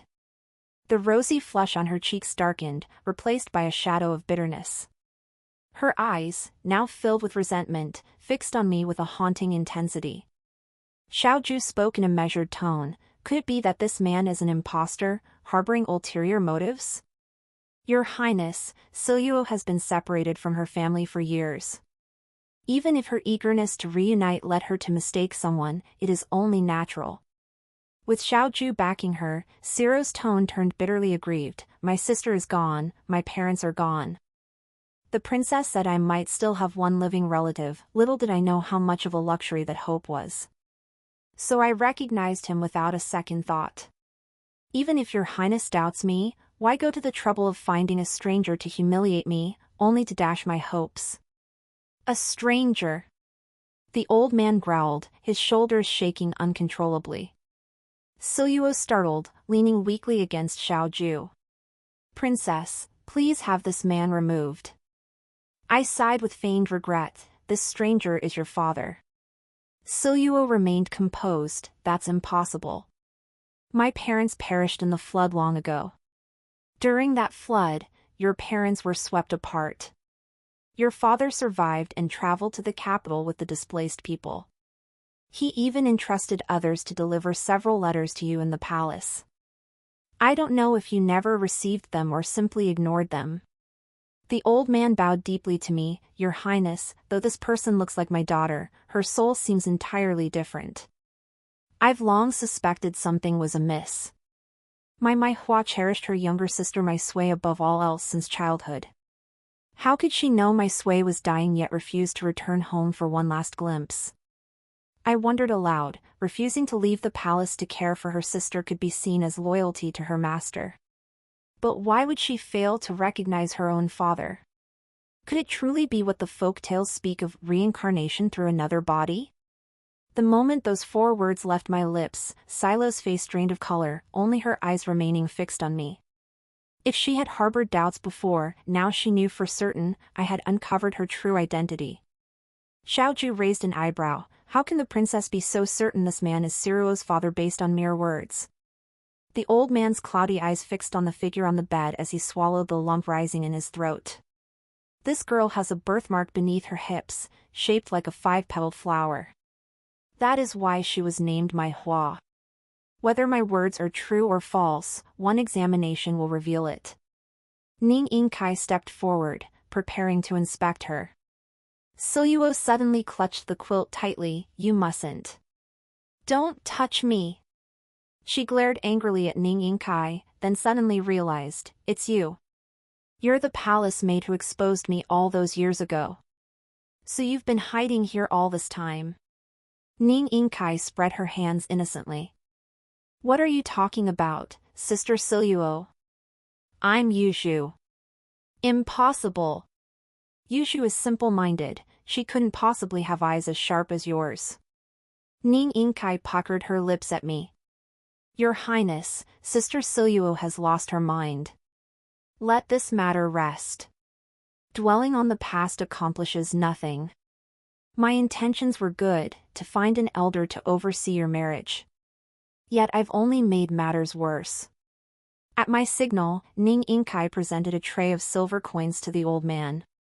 I addressed Silo, Your father wrote over a dozen letters yet couldn't extract even 5 taels from you. Today, I bestow 50 upon him, thus fulfilling your filial bond. I raised the offering high, then gently set it down, granting everyone an honorable exit. All seemed joyous and harmonious, yet Silo's heart lay in utter turmoil. A cornered dog will leap over a wall, chaos breeds mistakes. These were lessons my master had taught me. Xiaoju's gaze towards Silo had already grown cold. The Silo who wouldn't acknowledge her own father bore little resemblance to the kind-hearted little palace maid he remembered, one who had endured so much injustice. He was a man prone to suspicion and overthinking. After this incident, how could he possibly treat her without reservation? The sooner the better. I ordered Siluo escorted out of the palace that very afternoon and granted Xiaoju a mansion. Its location was conveniently situated just 3 streets away from the Prince of Qi's residence. Your Highness handled it well. For the target to discover a lie is a grave mistake. This will significantly set back Siro's progress. Even if they marry, it will be a union of bodies without hearts, a marriage in name only. Ning Yingkai pondered thoughtfully before handing me another item wrapped in red cloth. This was given by the old man just now as we parted. He said this object is the true proof he saw that the soul within Siluo's body is not his daughter's. I unwrapped the red cloth to reveal a bronze mirror. My head instantly buzzed. At some point, whenever I touched game items, my head would hum. And so, I heard that familiar sound descending from the dome once more. Congratulations on obtaining the second of the 5 divine artifacts, the Mirror of Concern. Function, reflects all things, illuminates the human heart. I tried gazing at myself through the mirror of concern. Instantly, my vision went blank. Blinking again, I looked around to see two nearly transparent jade tubes appearing above every person's head, filled with varying amounts of red or green liquid. Above Ning Tsai's head, both tubes held nearly overflowing green liquid. After observing for several days, I finally grasped the mirror's function. When used on oneself, two tubes would appear above others' heads. The amount of liquid inside each tube represented corresponding numerical values. The upper tube indicated the person's relationship with me. The lower tube marked their moral alignment, good or evil. When used on others, the mirror revealed mutual affection levels between individuals. Ning Inkai instructed me, if the system detects persistently declining affection, the game declares the quest failed, leading to a bad ending. Half a month later, on the wedding day of Silo and Xiaoju, Ning Inkai presented me with an array of rare treasures so lavish it shook the entire capital. The common folk buzzed with the tale, the princess's guard married her maid. Not only did the princess gift him a house and land, but she also provided a dowry, lavish presents, and a huge sum of money. Where else could you find such a generous master? Folk tales speculated about a secret romance between Xiaoju and me, adding a subtle layer to the wedding. These whispers even overshadowed the nuptials themselves. This was partly due to my tacit approval and partly fueled by Cheong Xian's agents lurking in the capital. Upon returning to the palace, Ning Inkai beamed with delight. I see this matter is nearly settled. During the wedding ceremony, I secretly observed them through the mirror of concern. Xiaoju showed no joy whatsoever, and his favor towards Silo remained low. Especially when explaining to the guests why the bride's father refused to attend, his favor plummeted dramatically. But the real spectacle was Siro's expression. When she saw me presenting gifts, her face froze stiff. She even forgot to express gratitude, only cementing others' suspicions. Indeed, some speculated that by marrying my handmaid to Xiaoju, I sought to control him more effectively, to monopolize his marriage, binding him solely to my will. Through this banquet, I once again demonstrated my favor toward Xiaoju. Ning Inkai clenched her fist, so it seems Siro will meet her soon. By then, without the princess lifting a finger, she'll be permanently stripped of any power to fight back. I offered her a smile that wasn't entirely sincere. I didn't tell her that Silo was merely the vanguard I had to confront. Lurking beside me was someone scheming relentlessly to seize my life, terrifying indeed. But what was even more terrifying was that the harm Silo inflicted upon me didn't stem from her own nature, but from the mighty tree she clung to. Prince Qi's rebellion aimed to co-opt Xiaoju, a newcomer to court politics, exploiting his background to sway those literati and old friends who'd once sympathized with the Shui clan. After all, Prince Qi shared my royal lineage. Though rebelling, he didn't seek to overthrow the dynasty entirely. He treasured every faction he could rally. Had I not been pushed into the secret passage by Silo that day, but instead waited for the rebel forces to arrive, what would have become of me? I suspect Prince Qi would not have killed me. I was merely a princess, posing no threat to his throne. His own ascension was illegitimate. Why rush to kill me, adding unnecessary complications that would only provide fodder for the censors? Had the Prince of Qi truly intended my death, Xiaoju and Silo would never have gone to the trouble of luring me out of the palace only to slay me beyond its walls. Silo orchestrated this scheme, yet Xiaoju held the power to end my life. The Prince of Qi placed me in a position where I was as helpless as fish meat awaiting slaughter. Silo, as the saying goes, does not grow alone, it must cling to a sturdy tree. Unless that great tree is felled, I cannot rest. Ning Inkai seemed to read my thoughts. She declared resolutely, Princess, fear not. Whatever the future holds, I will do everything in my power to help you ascend to the highest position. Only with solid authority can you sever all lingering worries. She sighed faintly, seemingly recalling her own siblings, confined by Cheong Xian. Ning Tsai's noble aspirations went unfulfilled. Deeply sensing the crisis, the vine swiftly took measures to save itself. 3 months after the wedding, she was pregnant. A mother's status rises with her son? In the inner chambers of Futsai Palace, Ning Yingkai slammed her hand on the table. This tactic might not sway others, but it will certainly shake Xiaoju. His regard for her will surely rebound. Xiaoju's entire family had been slaughtered. The child in Silo's womb was his sole blood relative. Cheung Xian sent word, a single letter bearing over a dozen different handwritings, penned by a dozen spies. Xiaoju and Silo were frequently seen together, appearing at every lavish venue in the capital, silk shops, jade stores, silver boutiques. Xiaoju spent lavishly, treating Silo with extreme tenderness, making her utterly devoted. He cherished her more and more. Ning Yingkai twirled his pen and said, "She got pregnant so easily? Could it really be that coincidental? Could it be she redeemed a one-time item from the game shop, a quick pregnancy pill? Damn it, if she really took that medicine, what she carries isn't a flesh and blood child, but merely a mass of empty blood. It can't bear a human fetus, miscarriage is inevitable." As if to echo Ning Yingkai's words, Silo soon petitioned for an audience to see me in the palace. Ning Yingkai waved his hands frantically, as if warding off a plague god. "No, no. Reject her request immediately." Yet I merely picked up my brush and wrote one character, "Granted." I knew full well she intended to frame me for the child in her womb, and I chose to accept it with a smile. For I remembered, a crucial turning point was approaching. In my past life, Father Emperor had been driven to frantic confusion and utter exhaustion by this very matter. Ultimately, it was the Empress Dowager who stepped in to resolve the crisis. Cheung Xian had brought in some obscure tutor from who knows where to instruct me. Amidst chaos, opportunity always lurks. Since Xiaoju would inevitably ally with Prince Qi sooner or later, I might as well expedite this affair. Only when all the big fish have entered the water can I cast my net and catch them all at once. What harm could it do to make him hate me a little more? Siluo curtsied gracefully before me. "My lord says I am with child and should not travel.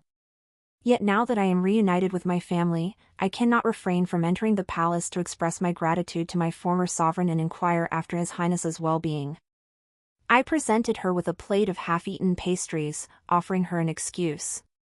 Even if it hadn't been the pastries, it would have been the tea, or the incense in my palace, or something simpler. She would have stumbled in my chambers.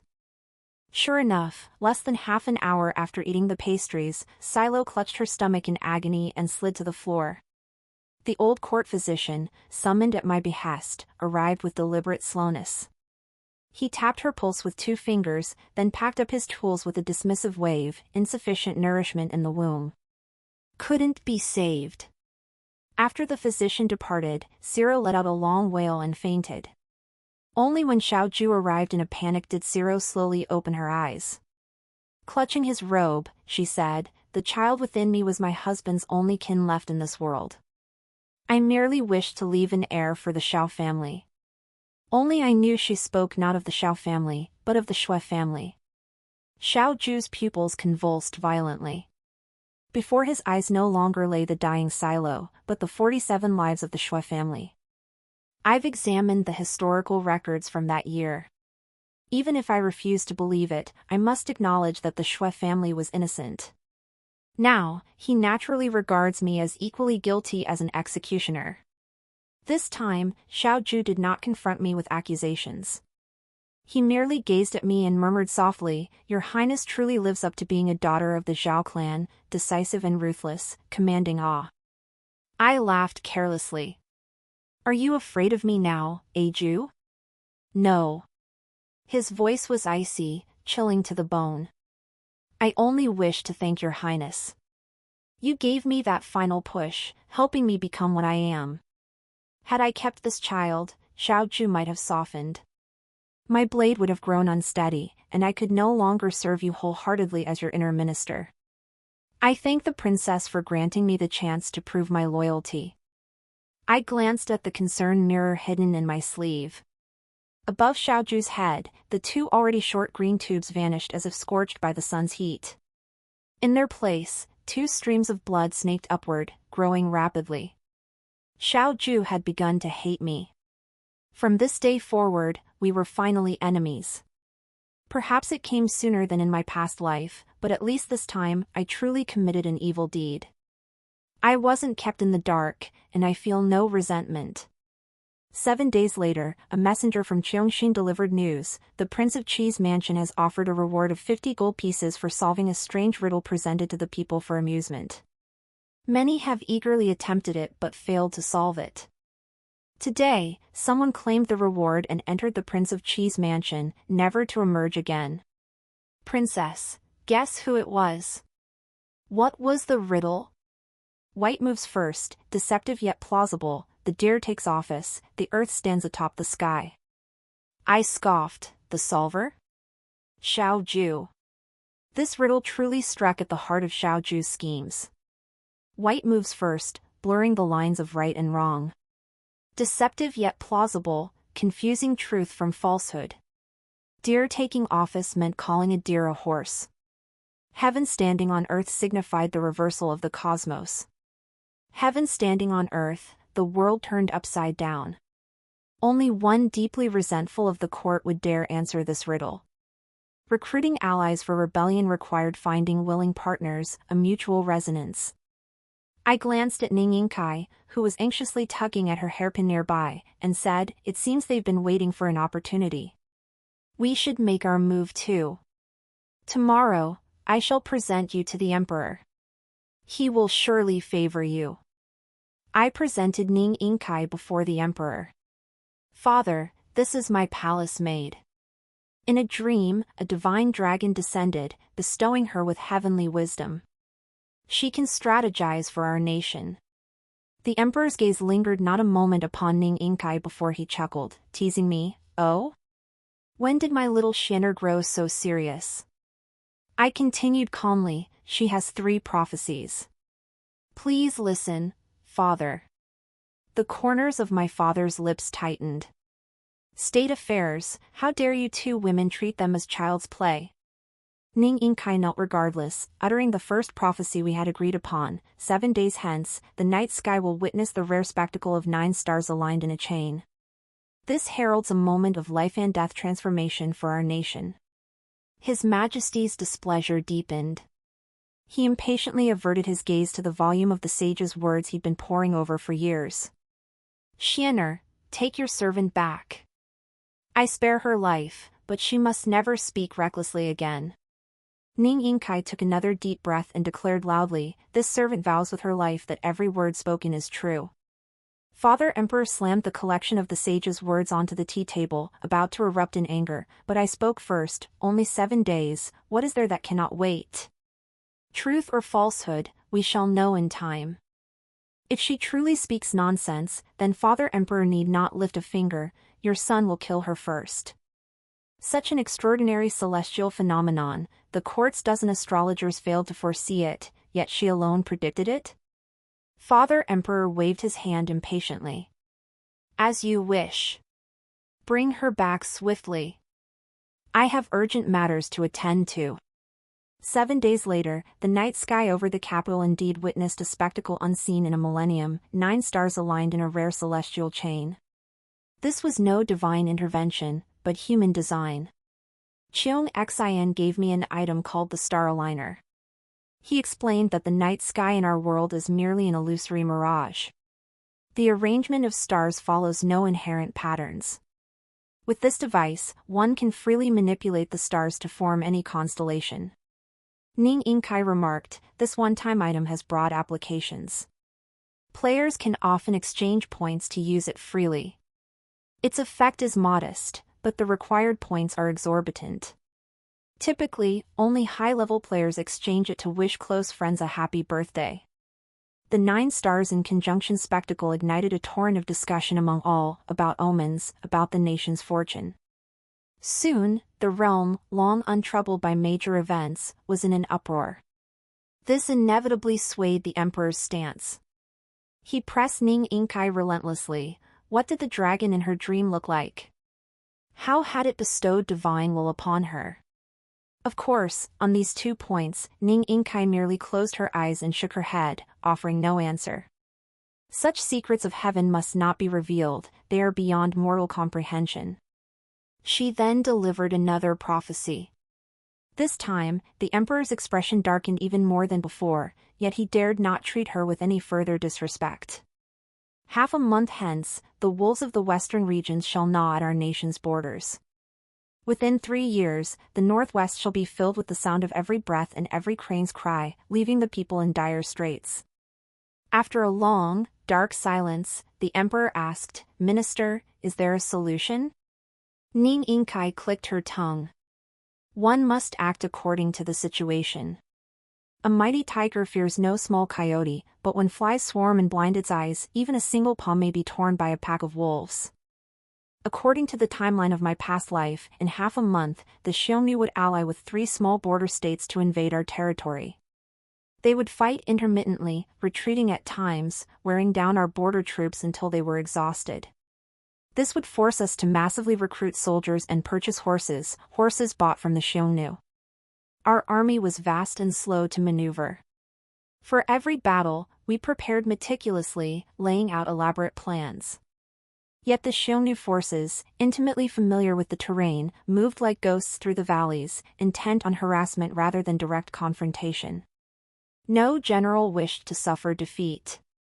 Thus, over 3 years of exhausting warfare, countless supplies, military equipment, and troops were shuffled back and forth. Fortresses were lost and recaptured, only to be lost again. Countless officials plundered every opportunity, lining their own pockets. After 3 years, our forces gained no advantage. Though the border remained intact, the livelihoods of the frontier people had greatly deteriorated. The trade routes to the western regions, once open, had become impassable. It was only when the Prince of Qi led his troops out of the capital, personally penetrating deep into enemy territory to strike at the heart of the Xiongnu camp, that this Xiongnu disturbance was finally quelled. The Prince of Qi was even hailed by the people as the divine warrior general. Reflecting now, his triumph wasn't due to extraordinary valor, but rather a prearranged alliance with the Xiongnu. Over those 3 years, while the emperor's forces gradually weakened, the prince's army grew silently in strength. Now, I must find the Xiongnu main camp before the Prince of Qi. Cheung Xin believed this was simple, all he needed was the regional map. This topographical map contained detailed and precise information, clearly marking hidden passages and caves, with special annotations indicating areas of concentrated populations. However, the border battlefield was vast and open. It required 20 individuals simultaneously submitting topographical maps to fully grasp the enemy's movements. Cheung Xin patted his chest and assured me that by the 10th day of the war, he would deliver this classified information into my hands. Upon hearing Ning Inkai declare she could calculate the exact location of the Xiongnu encampment, the emperor was overjoyed. He graciously promised that once the turmoil subsided, he would grant her exceptional favor, permitting her to participate in court affairs. "You shall become the first woman in our dynasty to wear official robes, hold a jade tablet, and walk upon the Golden Hall." The war erupted as predicted, and the topographical map Cheongxin had worked feverishly to complete reached my hands. Father and Ning Inkai shut themselves away for 3 hours, drafting a defensive deployment plan. Meanwhile, the location of the Xiongnu camp had already been dispatched via an urgent 800 li dispatch to the commander-in-chief. Deep into the night, I gazed at the stars, once mysterious, now devoid of meaning, and felt an inexhaustible surge of strength welling within me.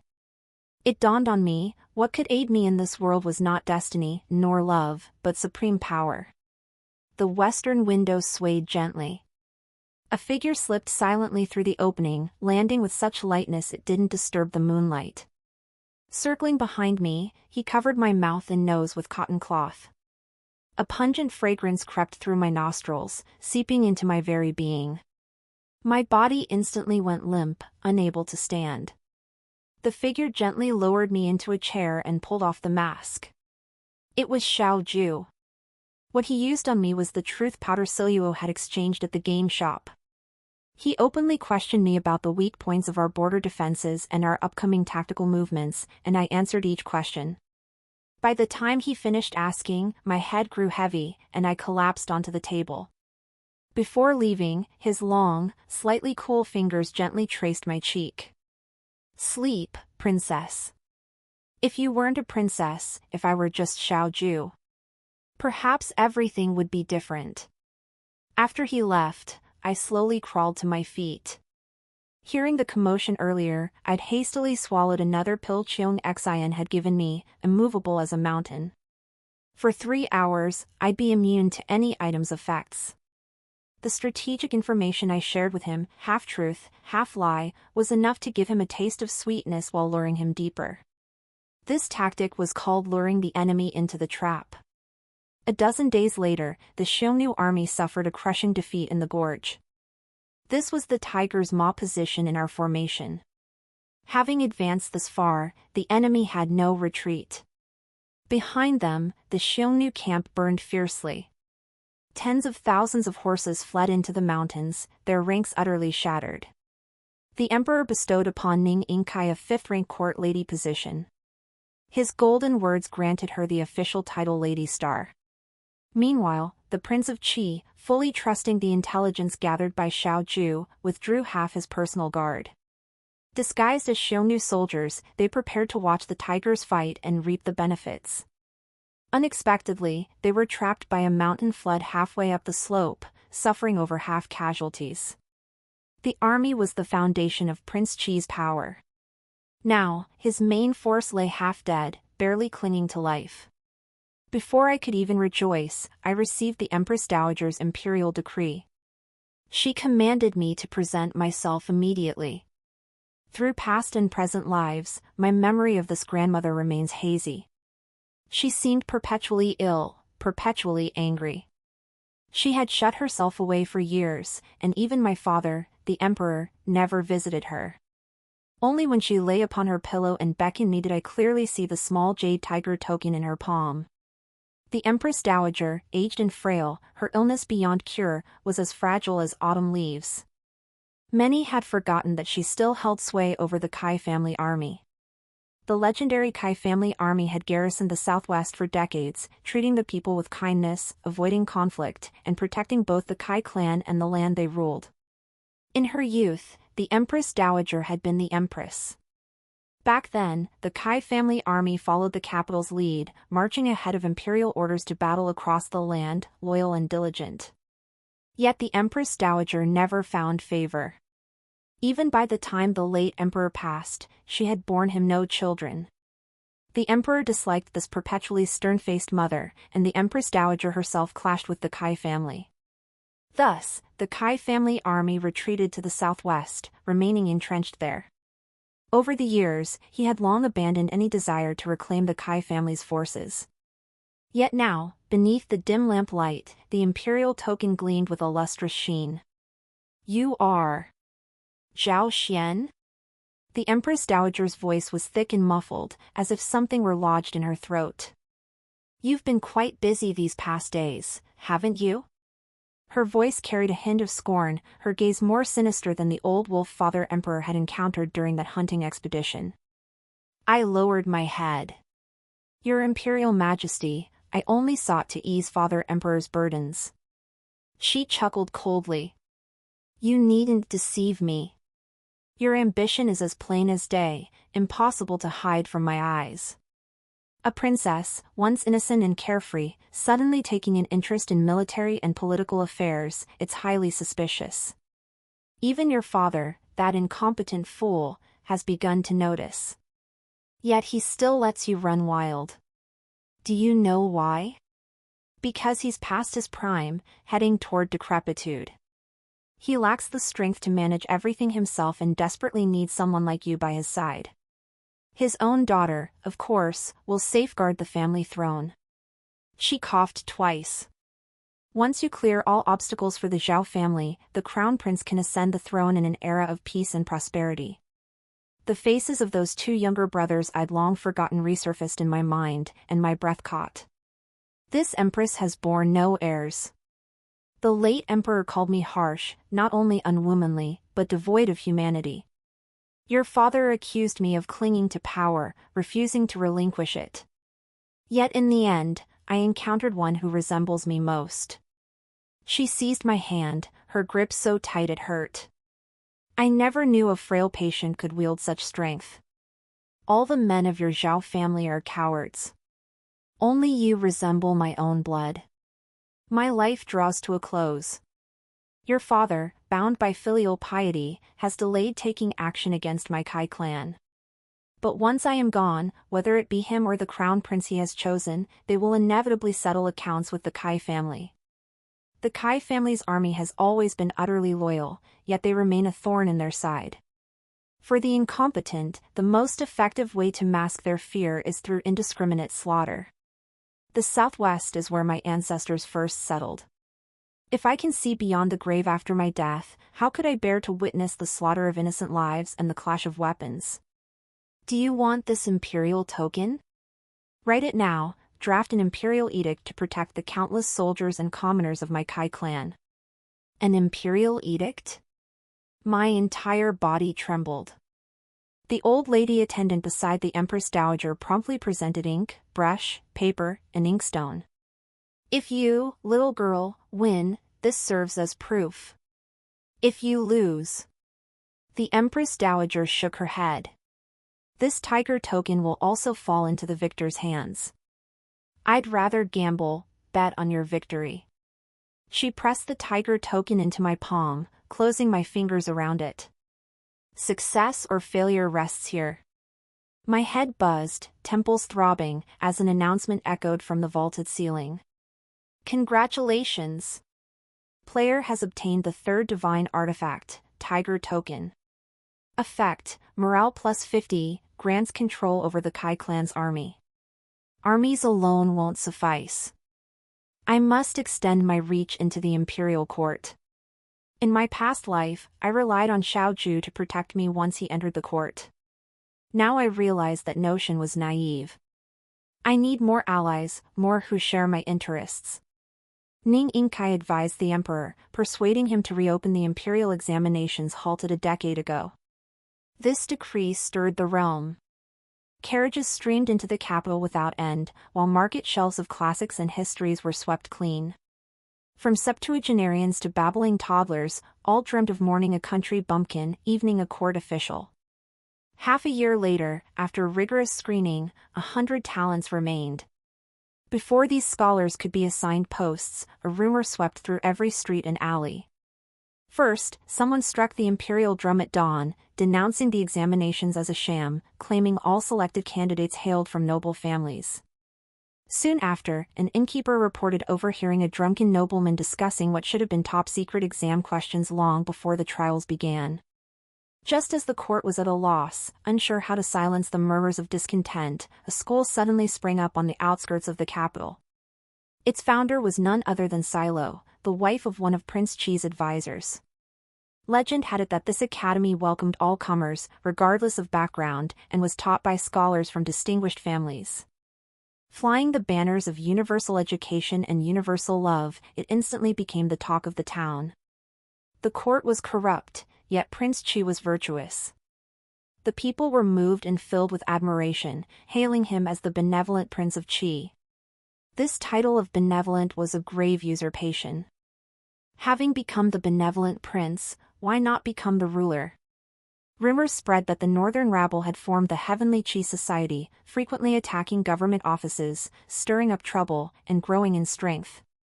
Father paced anxiously, at a loss to restore the court's reputation. In desperation, he ordered the tongues of all those who had spoken treasonously to be cut out.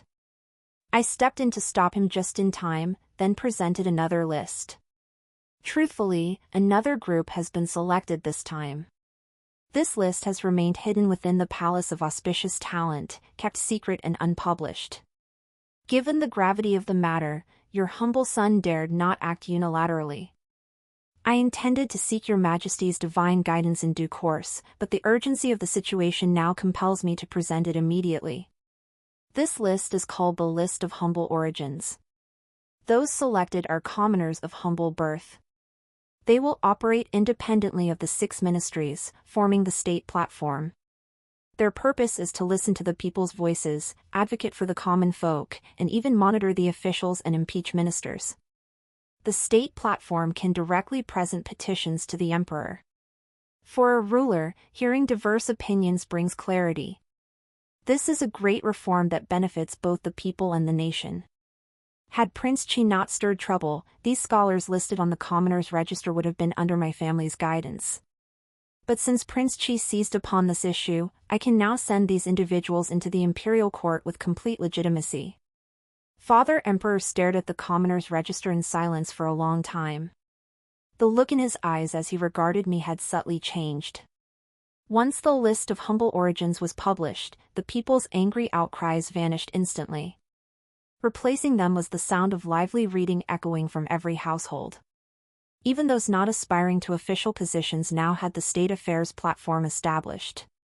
Should grievances or hardships arise in the future, would they not even know how to write a petition? Su Deji, the top scholar of the list of humble origins, entered the palace to pay his respects, holding a gift high in both hands. I repeatedly declined, but he insisted I open it. Inside was a sack of grain. His face flushed as he stammered, "Grain is the foundation of the nation's prosperity. Your Highness has rendered immeasurable service to the state. This grain is gathered handful by all of us on the humble origins list. We shall devote ourselves wholeheartedly to stabilizing the people's livelihood and repaying your Highness's kindness in recognizing our talents." I pinched a few grains. Indeed, among them were rice from Jiangnan and millet from Shannon, a bag of grain gathered from all 17 counties of our realm. My head began to buzz once more. That voice descended from the heavens again. "Congratulations, player, on obtaining the 4th divine artifact, Grains of the Humble. Effect, popularity plus 50. Though the scandal of exam cheating and leaked questions had been quelled, the Emperor's wrath remained undiminished. He finally had no choice but to turn his gaze toward his seemingly dull and simple-minded younger brother. Prince Chi was large in stature but simple-minded, at least, that was always father's assessment. He still had a group of troublemakers and agitators arrested. After days and nights of interrogation and relentless torture, 7 of Prince Chi's followers finally confessed. I reviewed the confessions of these 7 men, closing my eyes to strain my memory for the names of those who had followed Prince Chi in rebellion during my past life. Names missing from the confessions, I added myself. Better to execute 100 by mistake than let one slip through. Ultimately, following these 7 leads, I arrested over 100 of Prince Chi's supporters. The web of connections was staggering. For a time, the air was thick with fear, every rustle of leaves and every shadow seemed threatening. Among the great clans, those who had ever associated with the Prince of Chi fled the capital, while even those who believed themselves blameless shut themselves indoors. The Prince of Chi's mansion became deserted, its gates deserted. By the autumn of the following year, I had either executed or exiled all 100 and more. Meanwhile, my father, the Emperor, had fallen ill with some unknown ailment. For days he lay in a stupor, unable to rise. As princess, I naturally assumed the role of regent. My 2 younger brothers, one, sensing trouble ahead, had secretly fled the capital, the other, locked in his chambers, was too terrified to eat. I dispatched the imperial guards to surround the Chi prince's mansion, a vast, splendid structure rivaling a miniature imperial palace. After 7 days of siege, the Chi prince silently set it ablaze. It was said the fire raged for 3 days and 3 nights before burning everything to ashes. Among the ruins, the charred remains of the Chi prince were discovered. Later, the court historians dubbed this horrific massacre the Phoenix Fire Consumes the Minister. Ning Yingkai then reported to me with grave expression, "Your Highness, the whereabouts of young Master Xiao and his wife remain unknown." Seated upon the dragon throne, I smiled inexplicably. I knew exactly where they were. Outside the imperial city walls, an inconspicuous carriage stood still. The driver, held at arrow point, had loosened the reins and dared not move. I stood upon the ramparts, arms crossed, observing. "Xiao Ju, by fleeing thus, can you truly wash away the stain of the Shui family's traitorous rebellion?" After a long moment, amid a woman's sobs, Xiao Ju slowly descended from the carriage. He lifted his head to gaze at me, his smile as radiant as blooming wildflowers. "Princess, it has been a long time. Without Xiao Ju by your side, do you still suffer nightmares?" I shot a glance at Ning Yingkai, who promptly began reading my imperial decree. The princess, with her keen discernment, has uncovered numerous oversights in the investigation of the Shui clan's treason case. She commands the Ministry of Justice to conduct a retrial, with the State Affairs Bureau overseeing proceedings. Xiao Ju fell silent. I couldn't tell if the wind was making my eyelids flutter or if his shoulders were truly trembling slightly. Siluo scrambled awkwardly from the carriage, clutching Xiao Ju's arm as she spat venomously. How could you let her few words sway you? This wrongful conviction spanned years. Your entire family was slaughtered without burial grounds. Such blood debt isn't erased by a mere reinvestigation. Xiao Ju turned to her beside him, his tone calm. Siluo, we cannot leave. I know you've always wanted to help me, and I know it's not for my sake. If you plead for mercy now, she might spare your life. Siluo froze, then burst into a maniacal laugh. Pleading? What right do I have to plead? Victory should have been mine. She yanked out her hairpin and lunged toward Xiao Ju's throat. Her hair fell wildly, the wind twisting it into terrifying shapes. You're useless. Why didn't you seize power like the script said? Why couldn't you bewitch the princess? Siluo tilted her head back, grinning savagely at me. Didn't you come here because you couldn't bear Xiao Ju and me flying away together? I underestimated you. Now that you're about to become emperor, you can bring him back to the palace and slowly reform him. You're his destined leading lady, he'll love you no matter what. The hairpin slowly pierced the flesh. Let me go, or I'll kill him. Without hesitation, I raised my left hand. Countless arrows rained down like a storm. Siluo was struck in the shoulder and arm, while a crimson blossom bloomed on Xiao Ju's chest. Like a broken bamboo in the rain, he collapsed. Siluo froze. Why? You actually had the heart to kill him? This isn't right. I braced myself against the city wall, struggling to steady my body against the tremors of my soul. My voice remained as calm as a lake. There's nothing wrong with this. Remember the night I brought Xiao Ju back to the palace? I wanted to stay by his side until he woke. What did you say to me then? You said, "How dare I trouble your highness, a princess of noble birth, to keep vigil for a lowly soldier? This disregards proper hierarchy and is utterly improper." When Xiao Ju was beaten with 10 strokes of the rod by the emperor for shielding me as I slipped out of the palace to attend the temple fair, I brought healing herbs and pastries to personally apologize. It was you, Siluo, who stopped me. You said you could deliver the items for me. But as a princess, how could I apologize to a servant? Wouldn't that be humiliating? You asked me, how can you disregard your status like this? Where does that leave the royal family's dignity? So, I am first and foremost a princess of a nation, and only then do I have human emotions. You taught me this, Sister Siluo. Have you forgotten? No, no. Siluo clutched her head in anguish. It wasn't me. How could it be me? Moments later, Ning Sai's expression changed. No. Zero is being expelled. I just remembered, she violated a major taboo. She wasn't supposed to attack her target.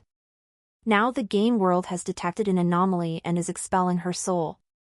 No sooner had the words left her mouth than Zero's body went limp, her eyes wide and vacant, as if her soul had been ripped from her.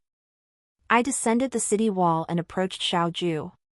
His chest still rose and fell, but his gaze had grown unfocused. Kneeling beside him, my heart felt as if something had clogged it solid. Yet a single tear slid down my cheek. Was this the feeling of surviving a catastrophe? Yes, everything had ended. Xiao Ju slowly raised his hand, attempting to wipe away my tear. Princess, don't cry. Xiao Ju deserves to die. His strength had truly failed him. Before his hand could touch me, it fell limp to the ground. Xiao Ju, I am lowly and unworthy. I have betrayed my loyalty and honor, shamed the princess, and brought disgrace upon my family. If the princess truly exonerates the Shui clan, and the family registry is one day restored, do not write my name. He coughed incessantly, blood gushing from his mouth. Truthfully, he was not at fault, only that I had prevailed. Today, I slew my own personal guard.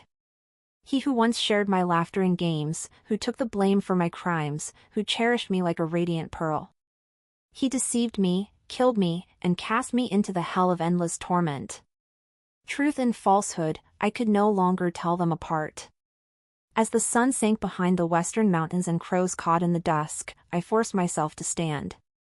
Ning Yingkai, who had been examining Silo, suddenly cried out, "Princess! She seems to be with child." Father's illness was too severe, he might depart before the Empress Dowager. Ning Yingkai and a group of elderly ministers stood outside his hall, arguing endlessly over who should be named crown prince, with no resolution in sight. I covered my face with a silk handkerchief and wept. Both my younger brothers are my flesh and blood. Zhao Ling has always been decisive, yet he is too stubborn and self-willed.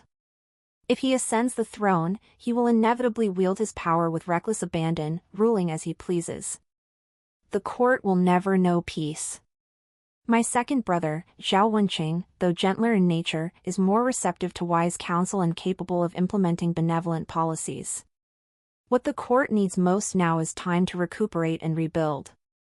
The assembled ministers fell silent at these words, then scattered murmurs of praise for Zhao Wenqing began to rise. Just then, Father Emperor suddenly summoned me, ordering Ning Yingkai to enter. I followed closely behind into the bedchamber. Father, sustained by ginseng broth, seemed unable to see me. He addressed Ning Yingkai, "Yushu, I have resolved to name Zhao Ling as crown prince. You have served well. I shall grant you the title of crown princess consort, the future empress.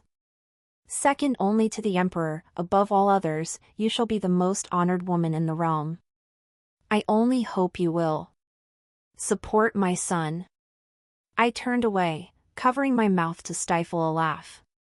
Ning Yingkai gasped sharply, correcting him, "Your Majesty, once you are gone, I shall change my identity entirely. My true name is Ning Yingkai, talent born to serve a purpose." And those 3 prophecies? I never had the chance to tell you the last one. The one who ascends the throne shall be the Phoenix Maiden. As for your mention of crown princess and empress, well, my imagination runs a bit wilder than that. Upon hearing Ning Yingkai boastfully declare she would become the female chancellor, Father Emperor flew into such a rage that sudden heart fire consumed him, and he passed away. Ning Yingkai offered me an apology. I waved it off, unconcerned. He was merely my father emperor, one who doted on me and spoiled me, yet never once looked at me with genuine regard. That night, the eldest prince, Zhao Ling, stormed through the palace gates, surrounding the entire Futsai palace with his troops.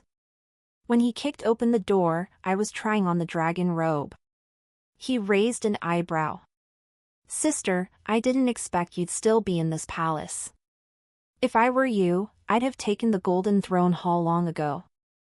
I adjusted my sleeves, they were slightly too long and needed altering. "I remain in Futsai Palace because this is my crown prince's residence." Zhao Ling paused, then burst into laughter. "Sister, you speak with great boldness. Within the span of a single incense stick, if you remove that dragon robe and kneel to beg for mercy, I might spare your life and confine you for life." Only then did I lift my eyes, scanning him from head to toe. He was exceptionally robust, his armor gleaming with a cold silver light. The scabbard of the sword hanging at his waist showed no signs of wear, suggesting it had rarely been drawn. His face radiated an air of absolute certainty. "The same applies to you. If you now lay down your sword and armor, and address me as your Majesty, I shall grant you a life of leisure and wealth." Zhao Ling snorted and shook his head. "Sister, do you know that the force escorting me out of the capital that day was the Kai family's army?" I cut him off immediately, producing the imperial token. "The Empress Dowager's token is here."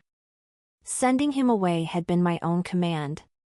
Calling him back now was to trap him like a turtle in a jar. Behind Zhao Ling, swords slid cleanly from their scabbards, blades pointing straight for his head. How could she give the tiger token to you? Cold sweat poured down Zhao Ling's face. Suddenly, he dropped to his knees, grabbing my sleeve. Sister, how can a woman rule as emperor? Give me the token. No, lend it to me. Trust me. I'll secure the throne and protect you. I pried his hands away. Zhao Ling, you're unfit. You lack the capability. You never gave me a chance. How can you know I'm not capable? Zhao Ling wailed. Sister, I beg you, give me a chance to try. I smiled softly and waved for the soldiers to drag him away. In the empty hall, I twirled the dragon robe gently, just as I once twirled my silk skirt. Zhao Ling, you don't understand. You had your chance, and you failed. So now, it must be me. On the day Zhao Wen ascended the throne, he invited me to rule from behind a curtain. Before all the officials, he knelt before me, weeping bitterly. He said, "Your younger brother is dull-witted and unfit to rule this realm. I must entrust this duty to you, my elder sister." The officials were horrified. I too wept uncontrollably, repeatedly refusing. After 7 days of this drama, I finally donned the altered dragon robe and ascended the imperial throne. Below the jade steps, the crowd roared, "Long live the emperor!" Silkvine became a half-mad, half-foolish person, sitting only at the gate of Futsai Palace, occasionally flashing a childlike smile. One night, the strange chamber where Silua once resided within Futsai Palace suddenly collapsed. When craftsmen arrived to repair it, they repounded the foundation. For some inexplicable reason, this triggered a violent tremor. The entire Futsai Palace swayed violently in an instant, crumbling and shattering into a heap of ruins. Amidst the ruins, the craftsman discovered a small golden lock. Buried beneath heavy beams, it remained perfectly intact, not a dent or scratch. This golden lock was crafted for me by my mother the year I was born. She personally took it to the renowned Qingxian temple to have it consecrated. Before my rebirth, I had sewn it into my pillow, secretly stroking its presence each night. After my rebirth, it vanished from where it should have been inside the pillow. As I picked up the lock, a sudden roar echoed in my head. It was the system notification, a sound I hadn't heard in 2 years. Congratulations on obtaining the 5th divine artifact, the longevity lock. Effect, endless life, peace year after year. Status, used.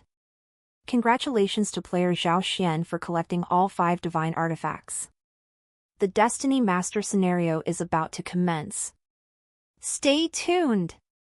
So the chance to be reborn was the final gift my mother, the Empress Dowager, had given me. I resolved to fulfill Ning Yingsai's request. On a clear, sunny morning, I gathered 10 extraordinary individuals to construct the largest alchemy furnace in recorded history. The raging flames at the furnace's heart slowly yet resolutely licked at the 5 divine artifacts. The fire burned for 49 days, exhausting over a dozen young attendants. Finally, the artifacts perished in the flames. Ning Yingkai informed me the system shop had turned gray, rendering all worldly items useless. Players imprisoned by Cheong Xian accepted the system's recall, their souls departing this world.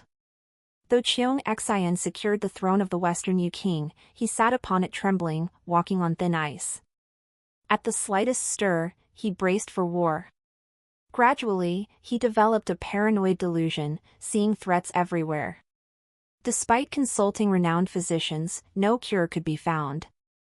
I asked Ning Yingkai if he too wished to end the game and return to the original world. Ning Yingkai tightened the robes of his female form, gazing at me with concern as though I had gone mad. I've endured so long to reach this point, it's precisely when things get interesting. How could I possibly go back? I'll wait until I'm old and decrepit, unable to walk. Later histories recorded that Empress Zhaoming was deeply suspicious, prone to jealousy, and fond of using spies. This fostered a climate where officials constantly attacked and slandered one another. During her 40-plus years on the throne, she slaughtered countless opponents. Noble clans trembled at the mere mention of her name, responding only with meek compliance, never daring to speak freely. By her side was a beautiful young boy of the Shao clan, who accompanied the empress everywhere, speaking without restraint, utterly spoiled and pampered. A censor petitioned, stating that beauty only clouds the mind, urging the empress not to indulge excessively. Chancellor Ning Yingkai dismissed this nonsense. What do you know? This is merely a form of surrogate literature, harmless, utterly harmless. What is surrogate literature? Only those enlightened in later generations may comprehend its meaning. The tale concludes. Thank you for watching. The next installment promises even greater excitement.